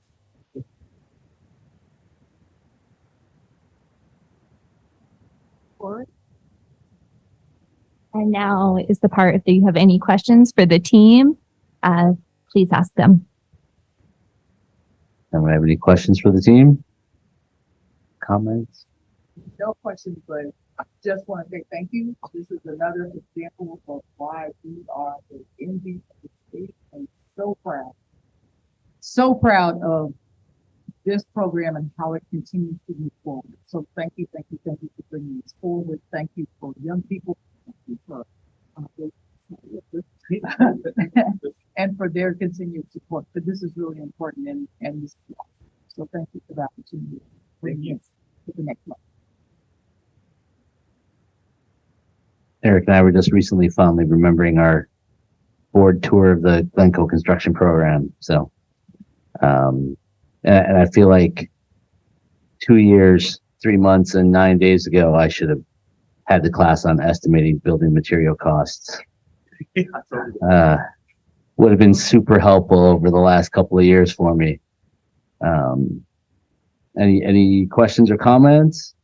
So when someone takes construction 2 for a second time now, just give them more detailed projects, know their history, you just are able to assign them new things or whatever. Yeah, or put them in like a leadership role on other nice. projects, right? So, hey, we've got this to do over here, or hey, so-and-so needs help with this. Like, you've done this before, like, can you teach them how to do it or show them? It's a lot better coming from other students as opposed to just me all the time. And I've learned, I learn from our students every day. So it's nonstop problem solving, and I have ideas sometimes, and students will be, well, have you thought maybe we could do it this way? And I'm like, yeah, that's probably better actually. So yeah, just giving them those opportunities to, to impact the community with their new skills that they use. And, yeah, it's more of that. And then also separating them into like for their senior projects, like it might take 3 or 4 people to complete a large project, and they would all be construction 3 students doing it for their capstone project. But there's still, obviously we have a lot of improvement to make. There's days every week where, or classes every week where there's missed opportunities and things. So yeah, we got a lot of improvement to make. When you're ready for the next board field trip, just let Rose know. Yeah, totally. We're anytime. Any other questions? So this is considered first reading, and unless there are issues that come up between now and the next board meeting in December, it will be adopted in December, correct? All right, thank you so much. Thank you. Thanks, team. Our next agenda item is a presentation regarding the early literacy success grant. Yes, and that will be Brooke and I. So if you remember, what? From over there. Do you want me to? I can go to the podium. No, that's fine. Oh, I can. You're good. Okay. It felt very formal, but I can't. If you remember back in August, we talked a little bit about our goal in the strategic plan around third grade reading and literacy scores and the work that we were doing on that. And we touched on this briefly, saying that an early literacy grant was going to be available coming from ODE. This is kind of the process of us beginning to do that work. And so we are giving the information to you all at the board and what we are planning to do, hopefully do with those grant funds as we get them. So if you'll go to the next slide. As you all know, this third grade strategic plan metric is what we are really targeting this year for our third grade students to be on track in reading. And we are specifically focused on our students that are accessing special education services and our Hispanic, Latino, and Latinx group. So if you go to the next slide, I'm going to pass this over to Brooke. Oh, look at you with another microphone. Go.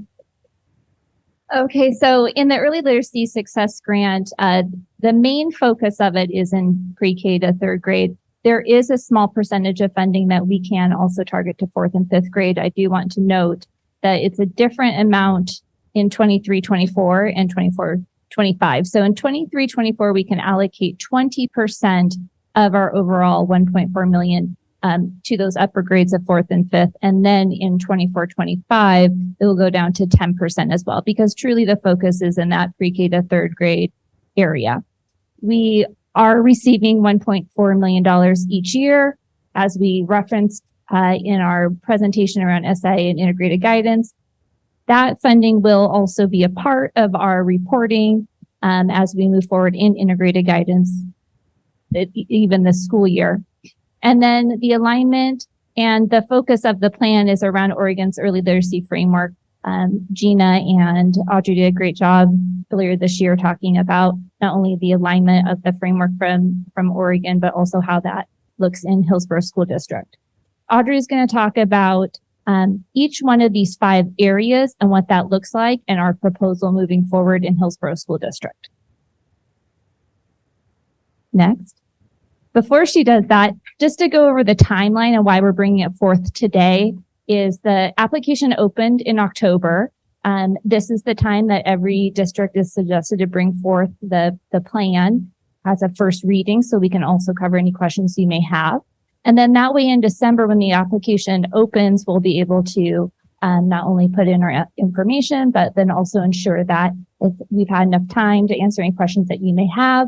Our goal is to have this done prior to winter break, but the deadline is January 8th. We meet every Friday as a team to go over not only the financial side, but also our grant narrative and what that looks like as we prepare for that application portal to open in December.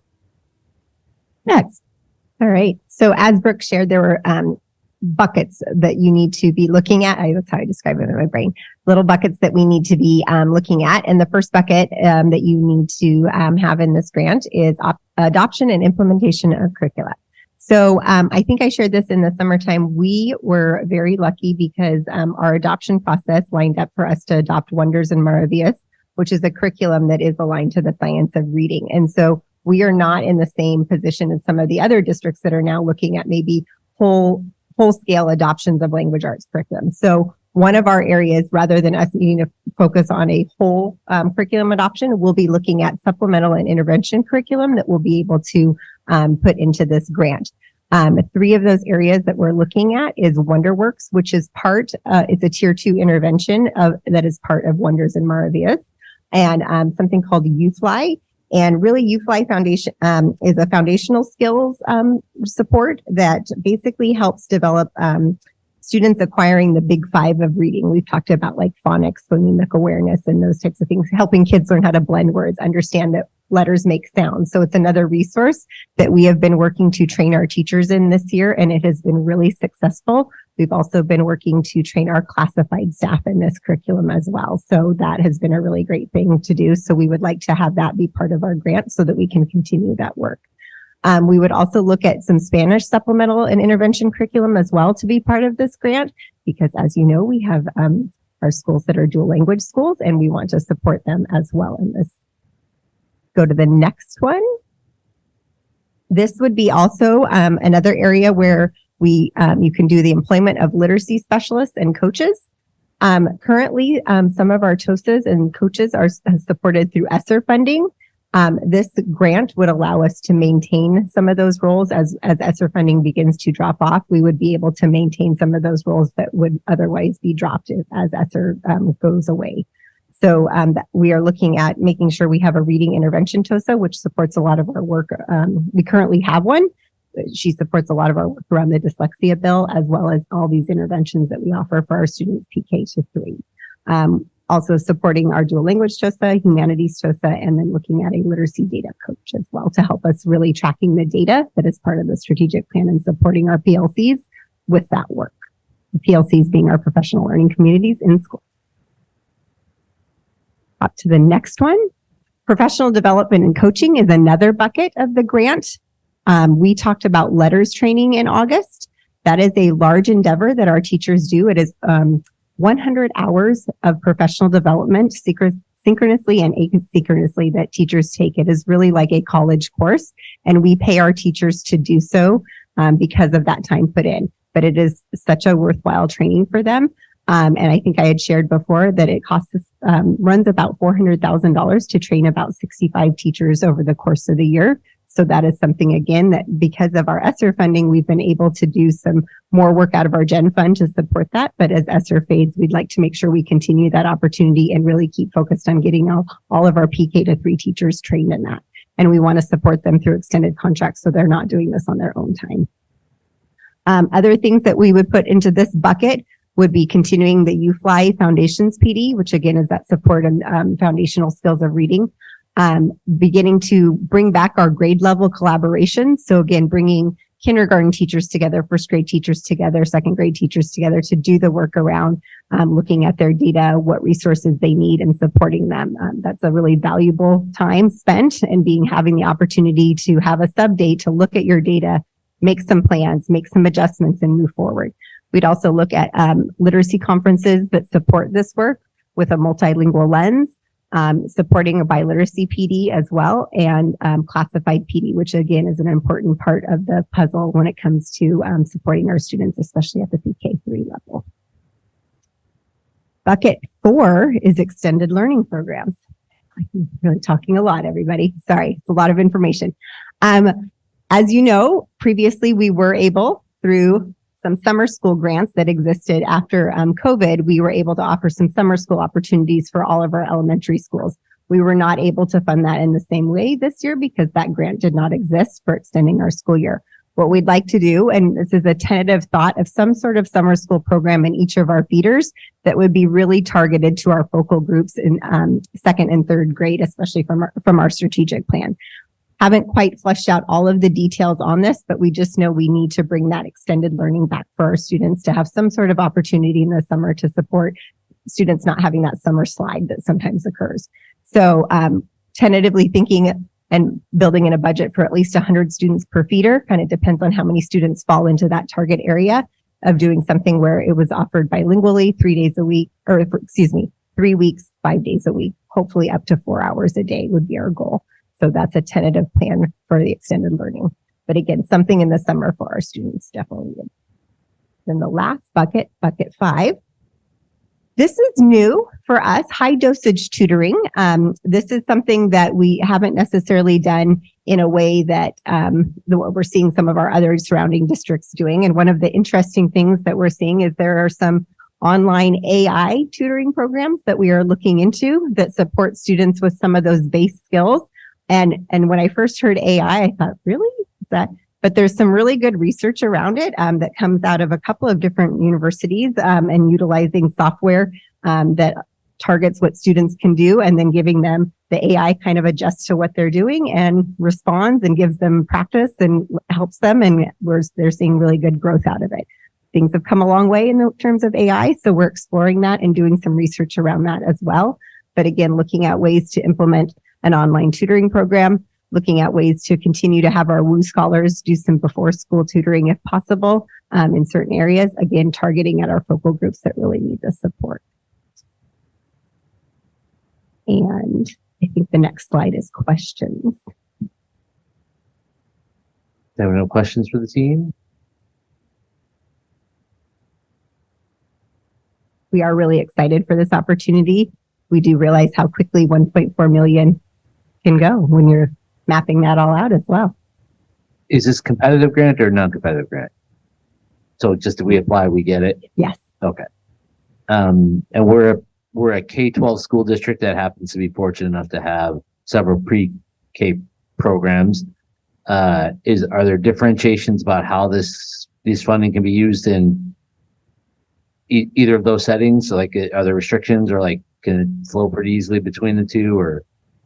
I believe it can flow pretty easily between PK3. We've got all sorts of available options to us. It's when you hit 4th, 5th, and well, 6th grade, obviously in our elementary schools, but you have restrictions. It is very targeted to 3rd grade and below. Any other questions?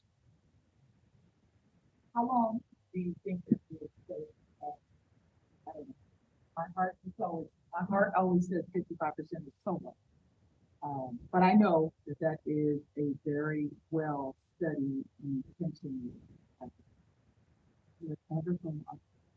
I am yes, I believe it will. I am hopeful it will go up.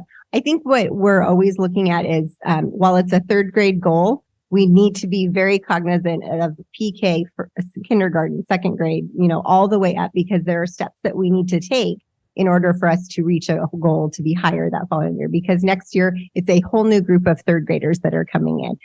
Each year it's an apples to oranges comparison, as I've talked about that. However, though, we know we need to make our system stronger, PK to 2nd grade, for that to occur. And I think part of this grant and the opportunities that hopefully it can provide, as well as just a little more stability in schools as we're coming out of the pandemic, will allow us to see that success. And I think what I appreciate about our data is we also look at that 55% of students that are reading fluently in either language, English or Spanish. And so we are getting to continue to support that. And part of the reason for the buckets in the grant here, where we're looking at biliteracy skills, making sure that we're adding those pieces in, because we are focused on either language of being a literate reader.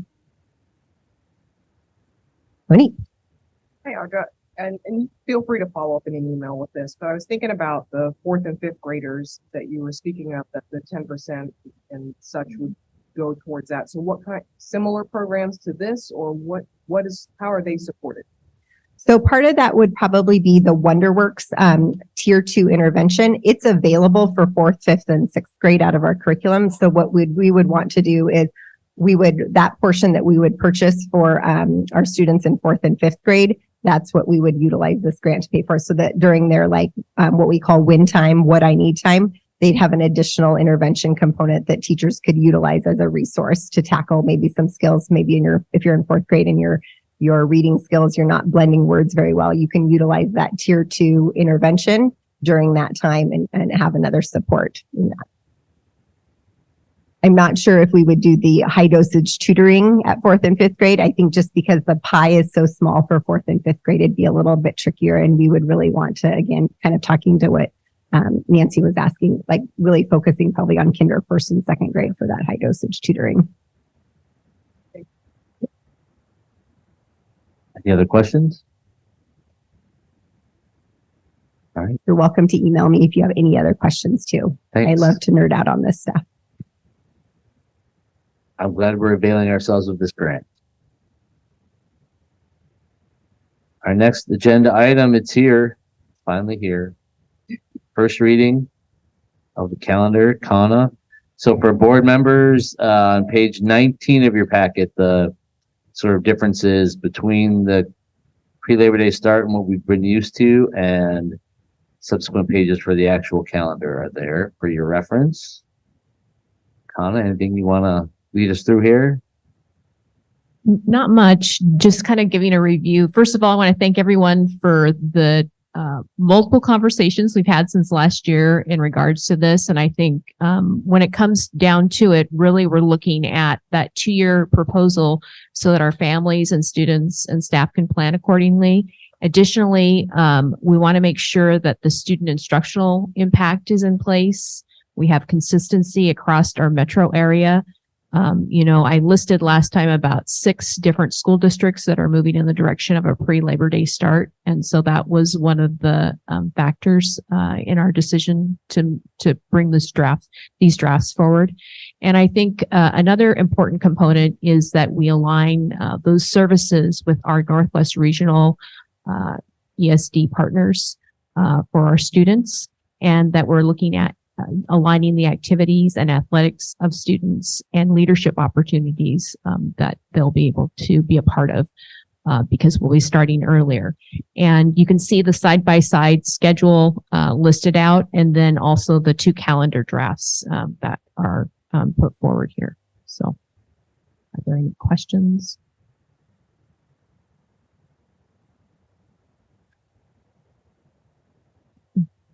Any questions so this is the first reading of the calendar without any discussion or trouble between now and the next meeting. We're adopting this calendar next meeting. So, all right, feels like we're ready. Is this the first time Hillsboro will ever do a pre-Labor Day start? Do we know? Well, unified for sure. Just going back that far. Yeah. Yeah. To my knowledge, yes. All right. Hey, I just thought about this. I'm sorry. The only question I have is the union is fully engaged. No? Oh. Okay. All right. Thank you. Thank you. Next up is the financial report. Michelle, anything you want to add to our report in our packet? No, nothing to add at this time. Happy to answer any questions you might have. Any questions for Michelle on the financial report?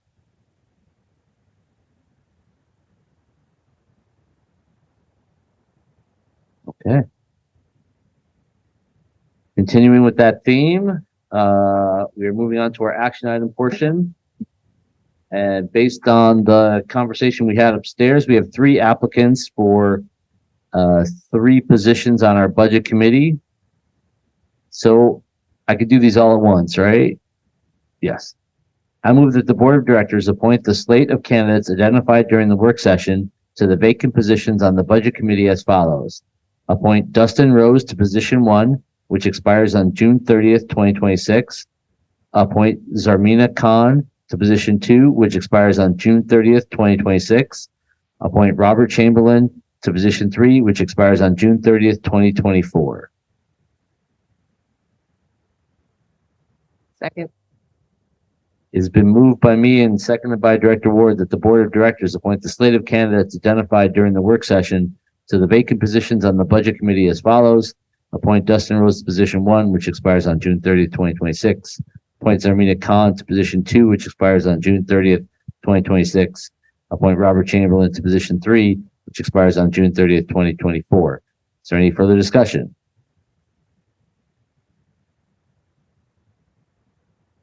I want to thank all 3 of them for being willing to serve and help out in our district. I very much appreciate that we have an abundance of people willing to help us out. So, is there any Rose, can you call the roll? Sheehan Kim. Aye. Nancy Thomas. Aye. Monique Ward. Aye. Yvette Pantoja. Mark Watson. Aye. Motion carries. Our next action item involves the OSAA Collective. Saidi, do you have some information to share with us about this? Do we want to get her microphone? So I think you're the presenter listed, right? I got it. Nothing additional. What you have in your packet is the OSAA collective sponsorship application. We've done it in previous years. This is for Liberty High School and to allow them to have swim practice within this collective with Hillsboro High School, basically due to scheduling issues and sharing of a swimming pool. So, I have nothing to share further unless you have any questions. Does anybody ever, any questions regarding the OSAA agreement? So much like in the past, we're just, Liberty is going to practice with Hillhot. Basically, yeah. Would anybody like to make a motion? The board of directors approves the collective sponsorship act. It's been moved by Director Thomas and seconded by Director Pantoja that the Board of Directors approve the collective sponsorship application. Is there any further discussion? Rose, can you call the roll, please? Sheehan Kim, Aye. Nancy Thomas, Aye. Monique Ward, Aye. Yvette Pantoja, Mark Watson. Aye. Motion carries. Next up, the approval of metal processing 3. Brooke, is there anything you'd like to add? I would like to call a special shout out and thank you to Jonathan Stupel, who was ill when we presented last month, but put together a great presentation course proposal and is here tonight just to hear what your vote ends up being, but his dedication to not only the program, but also I just think showing up tonight, just wanted to give a special thank you to you. And I also did not receive any questions about the course proposals since our first reading. So I just would like to share that as well. But thank you to the Career and Technical Education team who came tonight. Any other questions for Brooke, or would anybody like to make a motion? Then we can discussion. How about that? I move that the board of directors approve the proposed course metal processing.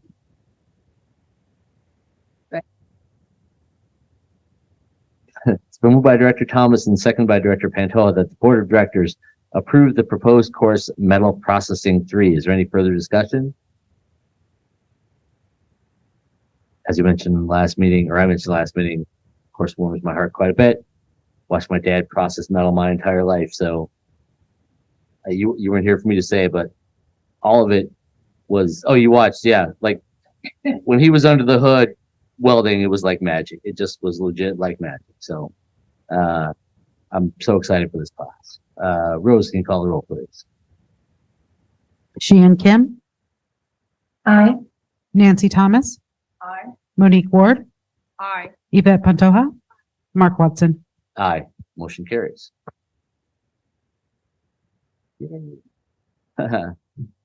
Next up is to declare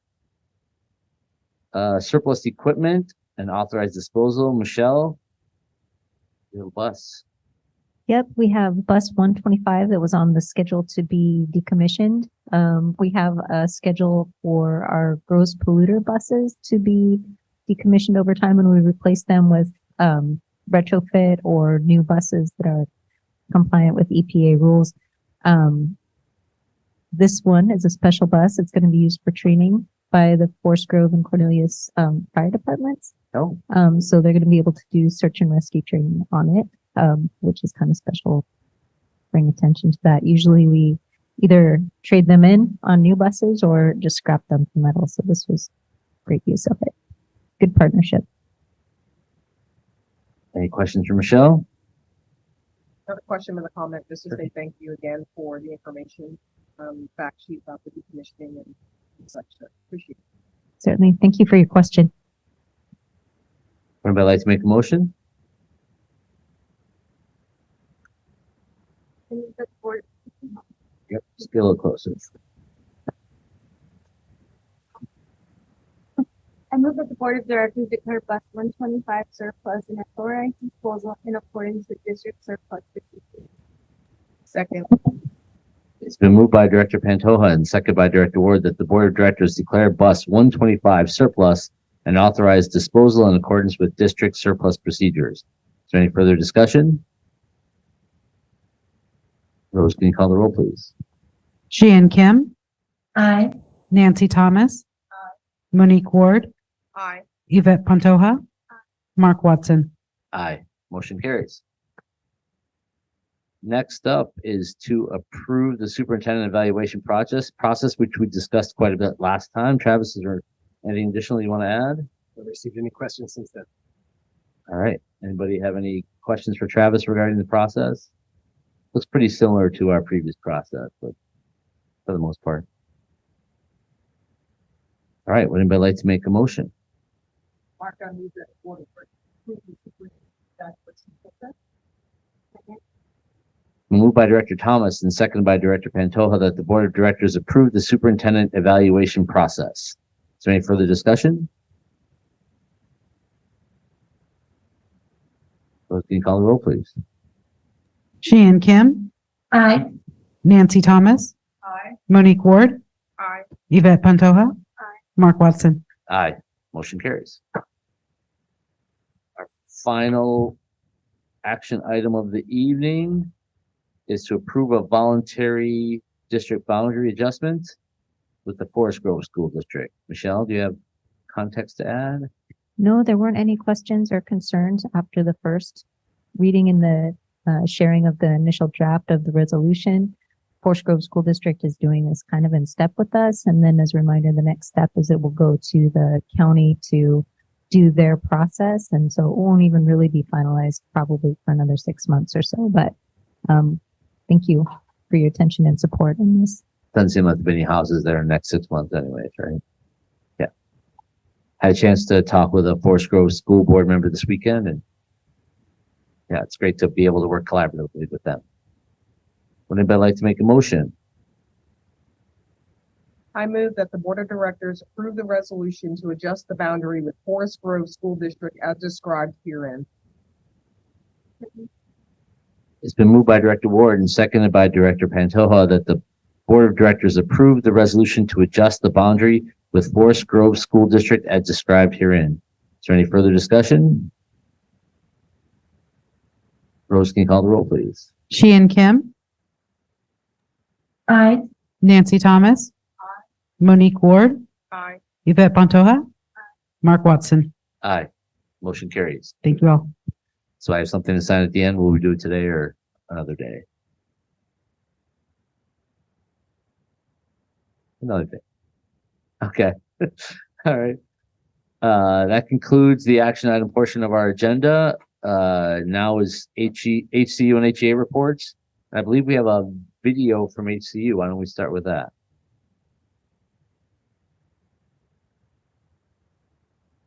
School Board Chair Watson, Superintendent Ryman, student representatives, and cabinet members. I'm Bethany Schaffner, President of HCU. I've also worked for the last 12 years as an SEA at Century. November is the month in which most people reflect and acknowledge the areas of their lives they are grateful for. As a union, we'd like to take this opportunity and express our gratitude to the dedicated classified staff of HSD. They show up each and every day, ready to participate in making this district a safe and engaging place for our students. They pour their hearts into their work, oftentimes going beyond what is required of them to ensure that this is a district to be proud of. From buying snacks out of their own pockets because they know they have students that need a little something to help them make it through the day, taking time after work to deliver food boxes to HSD families in need, to countless other small things that go unnoticed but make a difference. Thank you. We are grateful for you. I'd also like to take this time, in honor of National Education Week, to acknowledge the tireless efforts of the teachers in our district. Thank you for all that you do. This gratitude, however, comes with a responsibility. It's easy to say thank you. It is more involved to make certain our gratitude is expressed in the form of an action.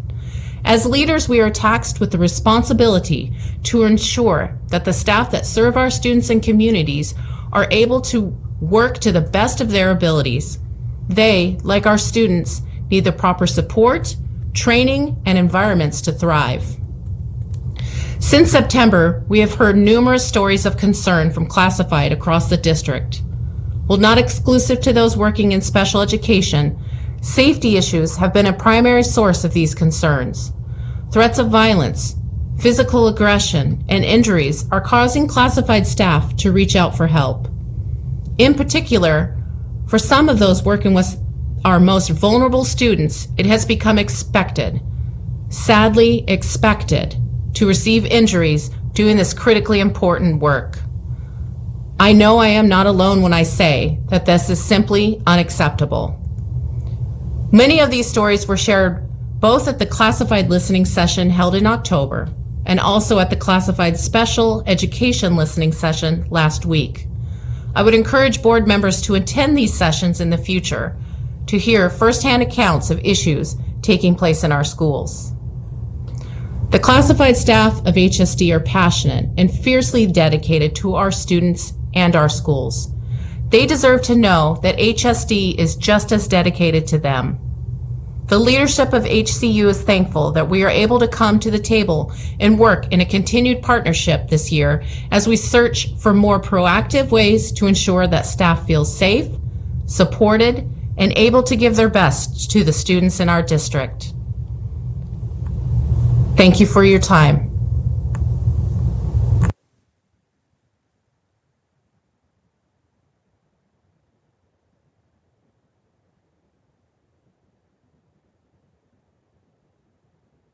Good evening, Chair Watson, Vice Chair Pantoja, Superintendent Ryman, fellow board members, and administrative leaders. My name is Mary Kay Babcock. My pronouns are she, her, aya, and I'm the Hillsboro Education Association president. I'm a proud music educator, 27 years. 23 of those years are right here in Hillsboro. Happy National Native American Heritage Month. It is important that we're respectful and considerate of the culture of our Native American students in our classes, who may experience lessons differently than non-Native students. Therefore, HEA has provided resources for lesson planning purposes to assist our educators to be mindful of cultural appropriation when teaching about other cultures. Happy American Education Week. I want to say thank you to all of our educators and substitutes that keep education moving forward for our students. A big shout out to our classified staff, especially our education support professionals, transportation services, and nutrition services. Every day during American Education Week has a theme. Coincidentally, today is Family Day. On this day, schools across the nation have invited parents into the classroom to experience what school is like for their child. Ongoing research shows that parental involvement in schools improves students' achievement, reduces absenteeism, restores confidence amongst parents in their child's education. We hope that we can invite more parent volunteers to help support our educators in the classroom. Thank you to our Hillsboro online educator, Una Mar, for inviting parents, leaders, and colleagues to join her class to read to them. This is a novel idea to call in the community to work with students. I'm looking forward to this opportunity as well as meeting her students. Please let me know if you would like an invitation, as I'm sure she would happily welcome you. Thank you to our partners in Human Resources for working collaboratively to help complete a contract review yesterday with our first year administrators, along with HEA building reps to meet our overall goal, which is to resolve issues at the building level. We want to thank HSD for sharing a draft calendar with us. In the past, we've had deeply collaborative conversations about the school calendar. However, HEA received the draft calendar for the first time last night after business hour days. Our leaders have not been able to review its content and therefore do not have any opportunities to provide real feedback. We're asking that the board pause the review of this calendar until our leadership can review the new calendar proposals and provide substantive feedback from our association. I've concurred this practice with past President Jill Golay. She shared, this is something that we've been able to do every year since we can remember. This calendar shortens the summer by a week this academic year and by 3 days the following year. HEA encourages you to make sure that we understand the impact on families before going forward. Lastly, it is an important time of the year that we express our gratitude. We understand now more than ever that any success we experience is the result of relationship, partnership, and a mutual support for each other to achieve our shared goals. HEA would like to wish you all a very happy Thanksgiving. Thank you. Discussion time is our next agenda item, and we always begin with our student representatives. Do you guys have anything you would like to share tonight?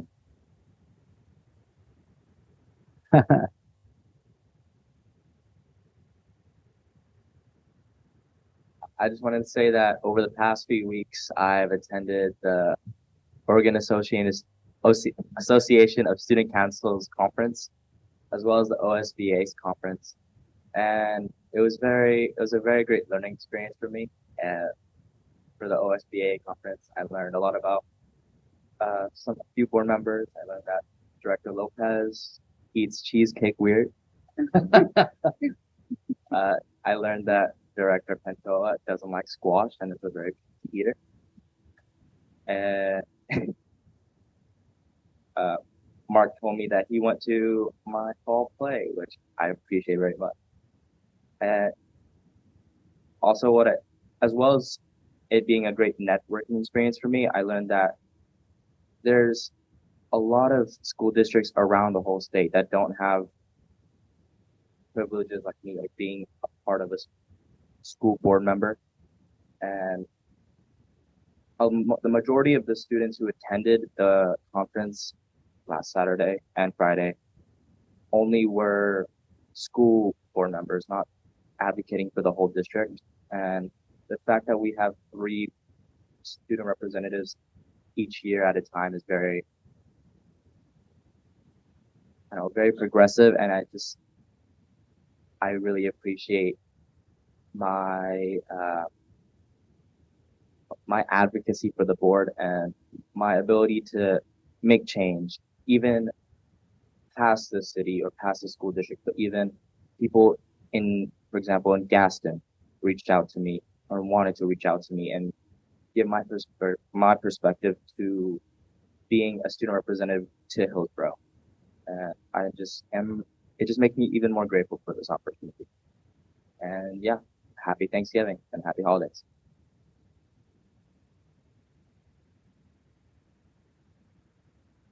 I don't know what to say. He kind of set the bar pretty high. I can get the jokes aside. Travis is coming to my school tomorrow. Yeah, Glencoe doesn't get that. I was there this morning. We also have RJ and I met with a group of people over the weekend about a social media campaign, and we brought up the brilliant idea of connecting our district jobs to how can I say this? TikTok. And TikTok, if you don't know, is a social media platform that reaches out to a lot of young folk like RJ and I. That's a really old word I use. Folk. I don't have nothing to use that. But we wanted to have you guys. They actually sent us. I think her name is Mrs. Bayerkin. She gave us an idea for a TikTok that we're gonna ask some of you guys after this film, because we need to get this in soon. I also, besides Thanksgiving, something actually way more important than Thanksgiving is my birthday. That's coming up. Just letting you guys know, December 1st, please mark your calendars. Thank you. And for the serious stuff, Kana, I had a question from my leadership advisor, Sarah Cole, and it's about the calendar change. And she was wondering if it was available, or she believes it's fair to have staff and students vote on this change and kind of just get more feedback from the general community. I'm not too sure if you've already done that or anything, or if you're planning to, because I saw that we're going to be adopting it soon, possibly. But I just want to know if you have any feedback from the community before doing it.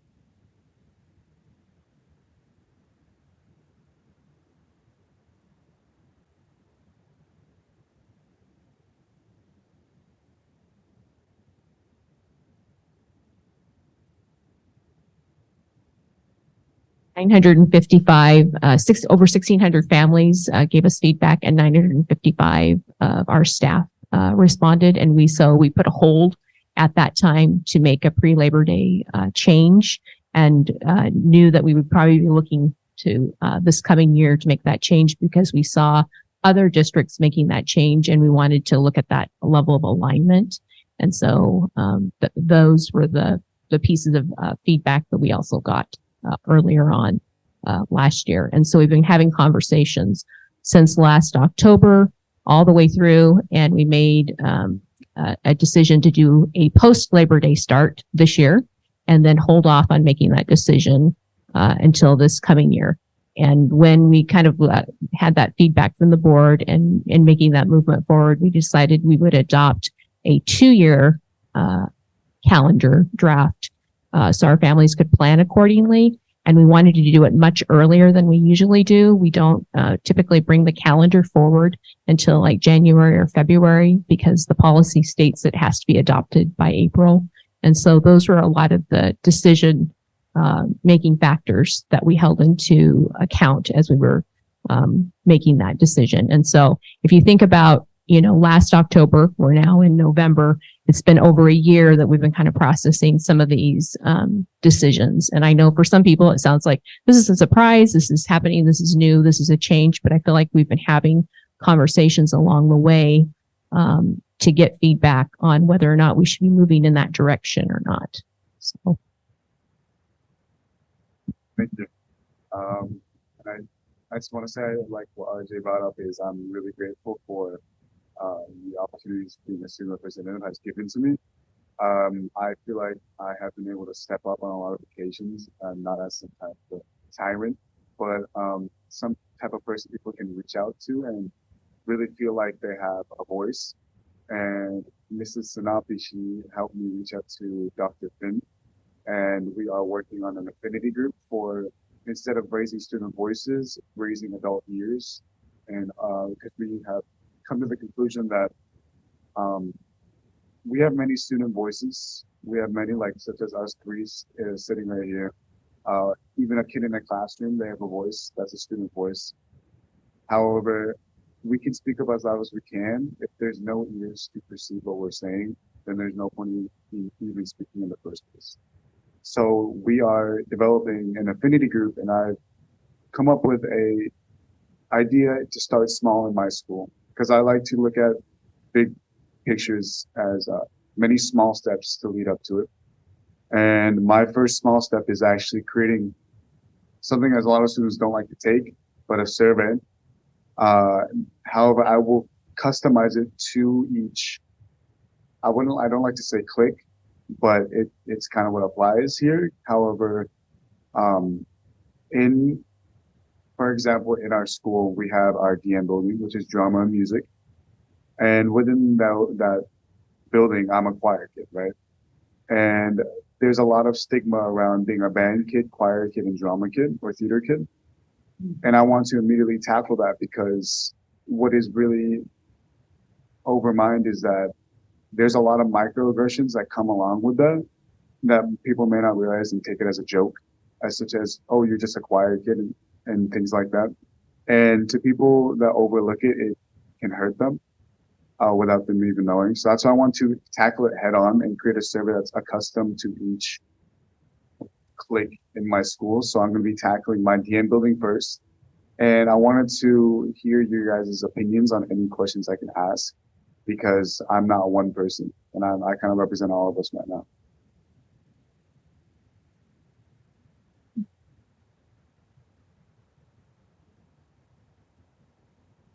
Thank you. Thank you.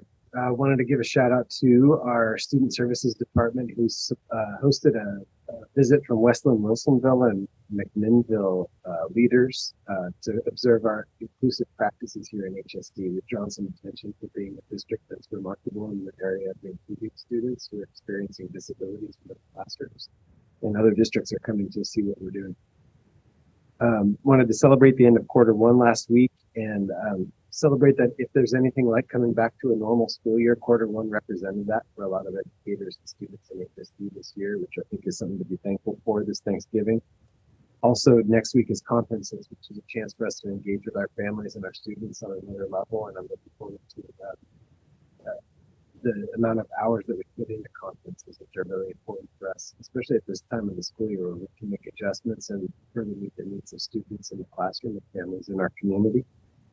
I wanted to give a shout out to Francesca and our entire family engagement team and other staff who are involved in our PACs and the work that we've done to engage families. We were just on Monday taking a survey of the number of evening events that we've got with different PAC groups, API coming up. We had our Black Village sponsoring financial literacy night and college expos for students, as well as our technology nights by our tech integration outreach folks. And so if you live in the Hillsboro community, you have a lot of opportunities to engage with the Hillsboro School District in a structured way. I appreciate all the hours of work that goes into that. One of my goals for my transition plan being the new superintendent is to make myself available in community forums so folks can get to know me and ask questions about the school district and voice their concerns. And so I want to appreciate everybody who's come out to the licensed listening session, classified listening session, and a couple of different coffee chats. Thanks, Beth, for putting those together.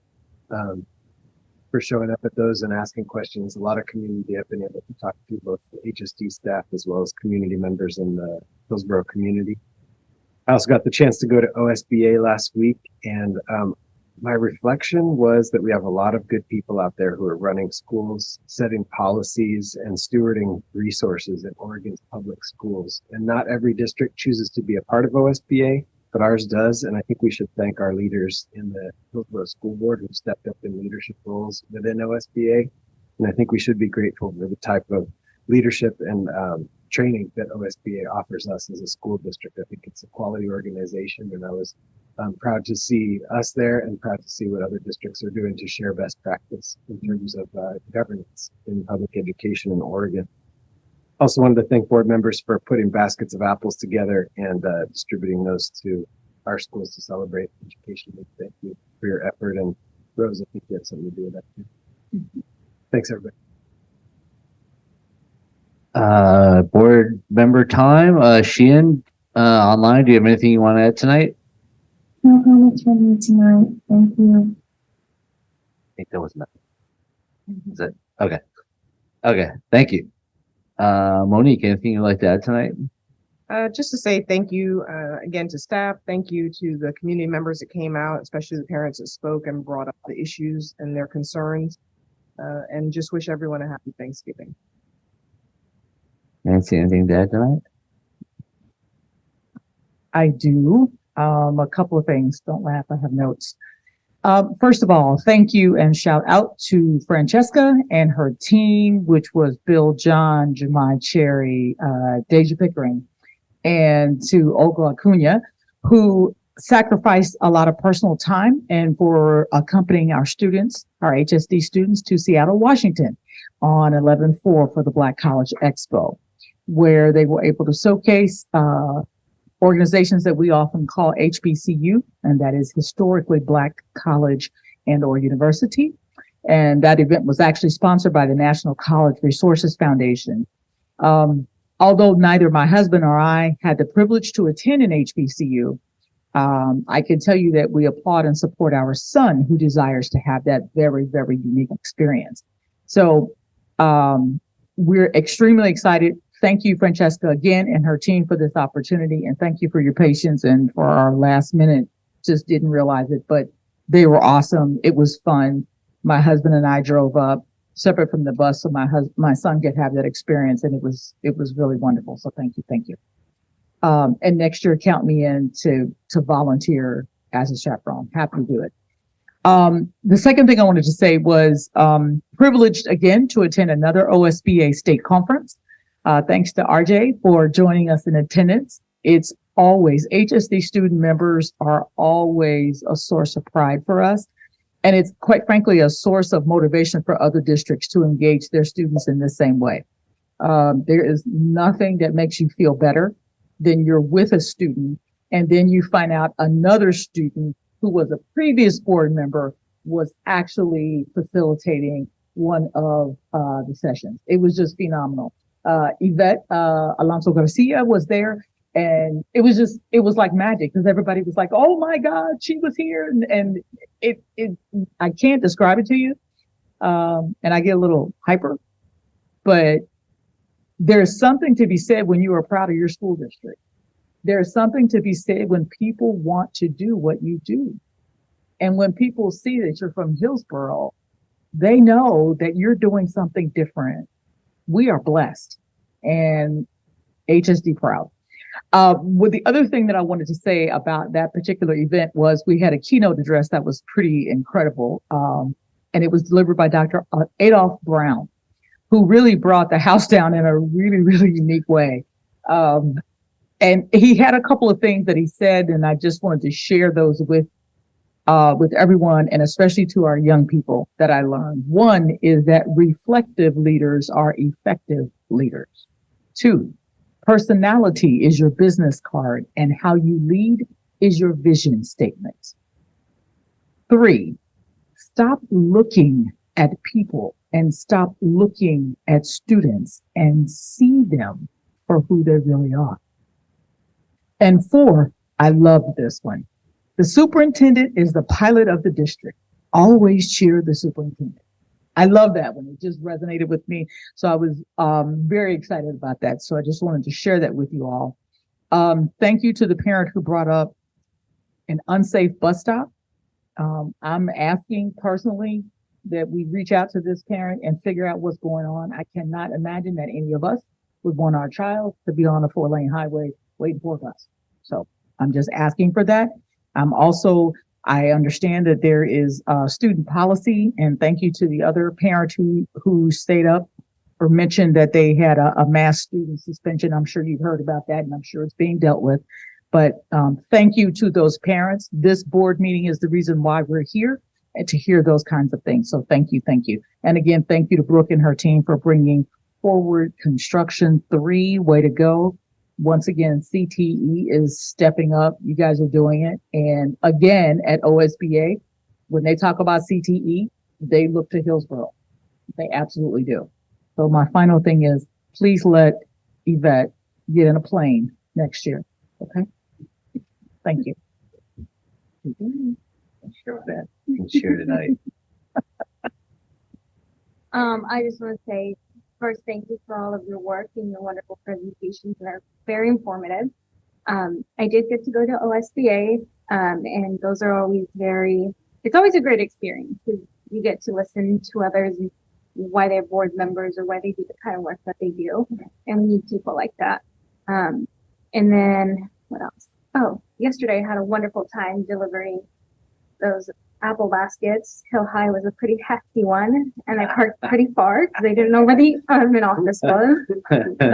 And I went at the worst time to drop off. And I was like 142 apples. And I was just like, I'm not doing this twice. I carried that basket and that box. And then I went to Groner and Farmington. Yay, first time ever. Those are pretty far out. But no, it's great. So thank you. Yes.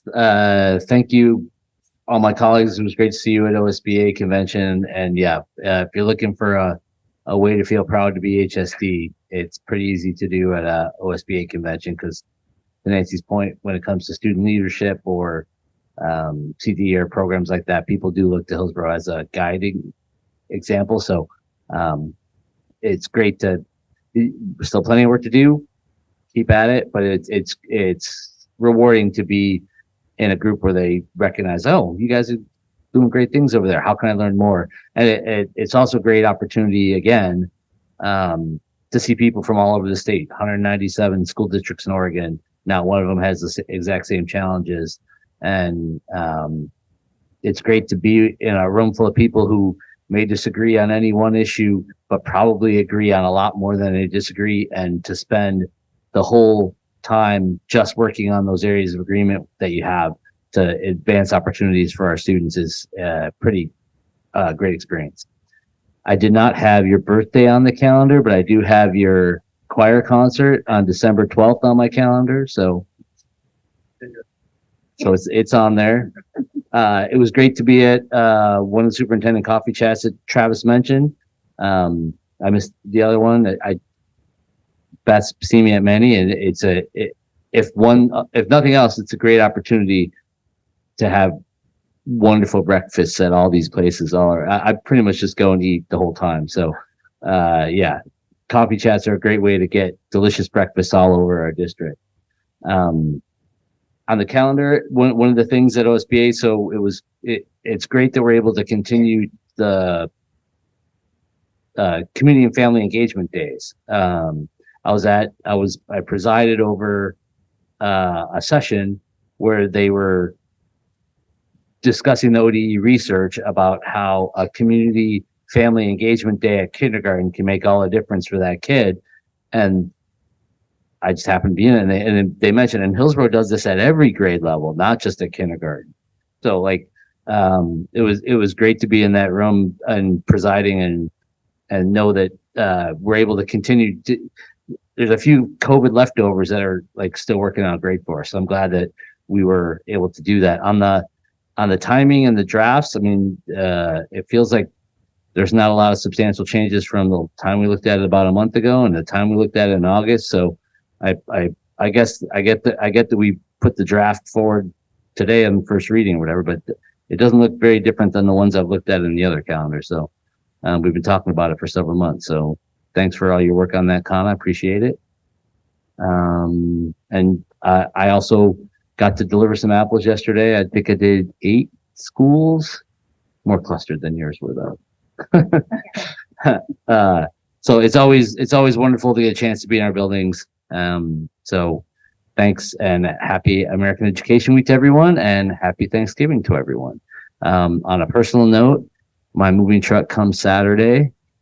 I look forward to having a permanent address again. And although some stuff got cut for budgetary reasons, I don't think I ever want to move again. Like, I am done moving around for a long time. So I'm glad to be just north of downtown Hillsboro. 20 plus years of my heart in Aloha always makes me remember that the Hillsboro School District is way more than the city of Hillsboro, way more. Farmington View, Groner, 2 schools in North Plains, 4 schools in Aloha, Reedville, Indian Hills, Tobias, and Butternut Creek. Is that right? So, I mean, there are lots of schools in our district that are not in Hillsboro. So when people often equate Hillsboro School District with Hillsboro, I'm quick to point out that 20 plus years in Aloha, always been proud to be HSD. First time ever I'm living in the city of Hillsboro. So thank you, everyone. Have a great Thanksgiving. We are adjourned.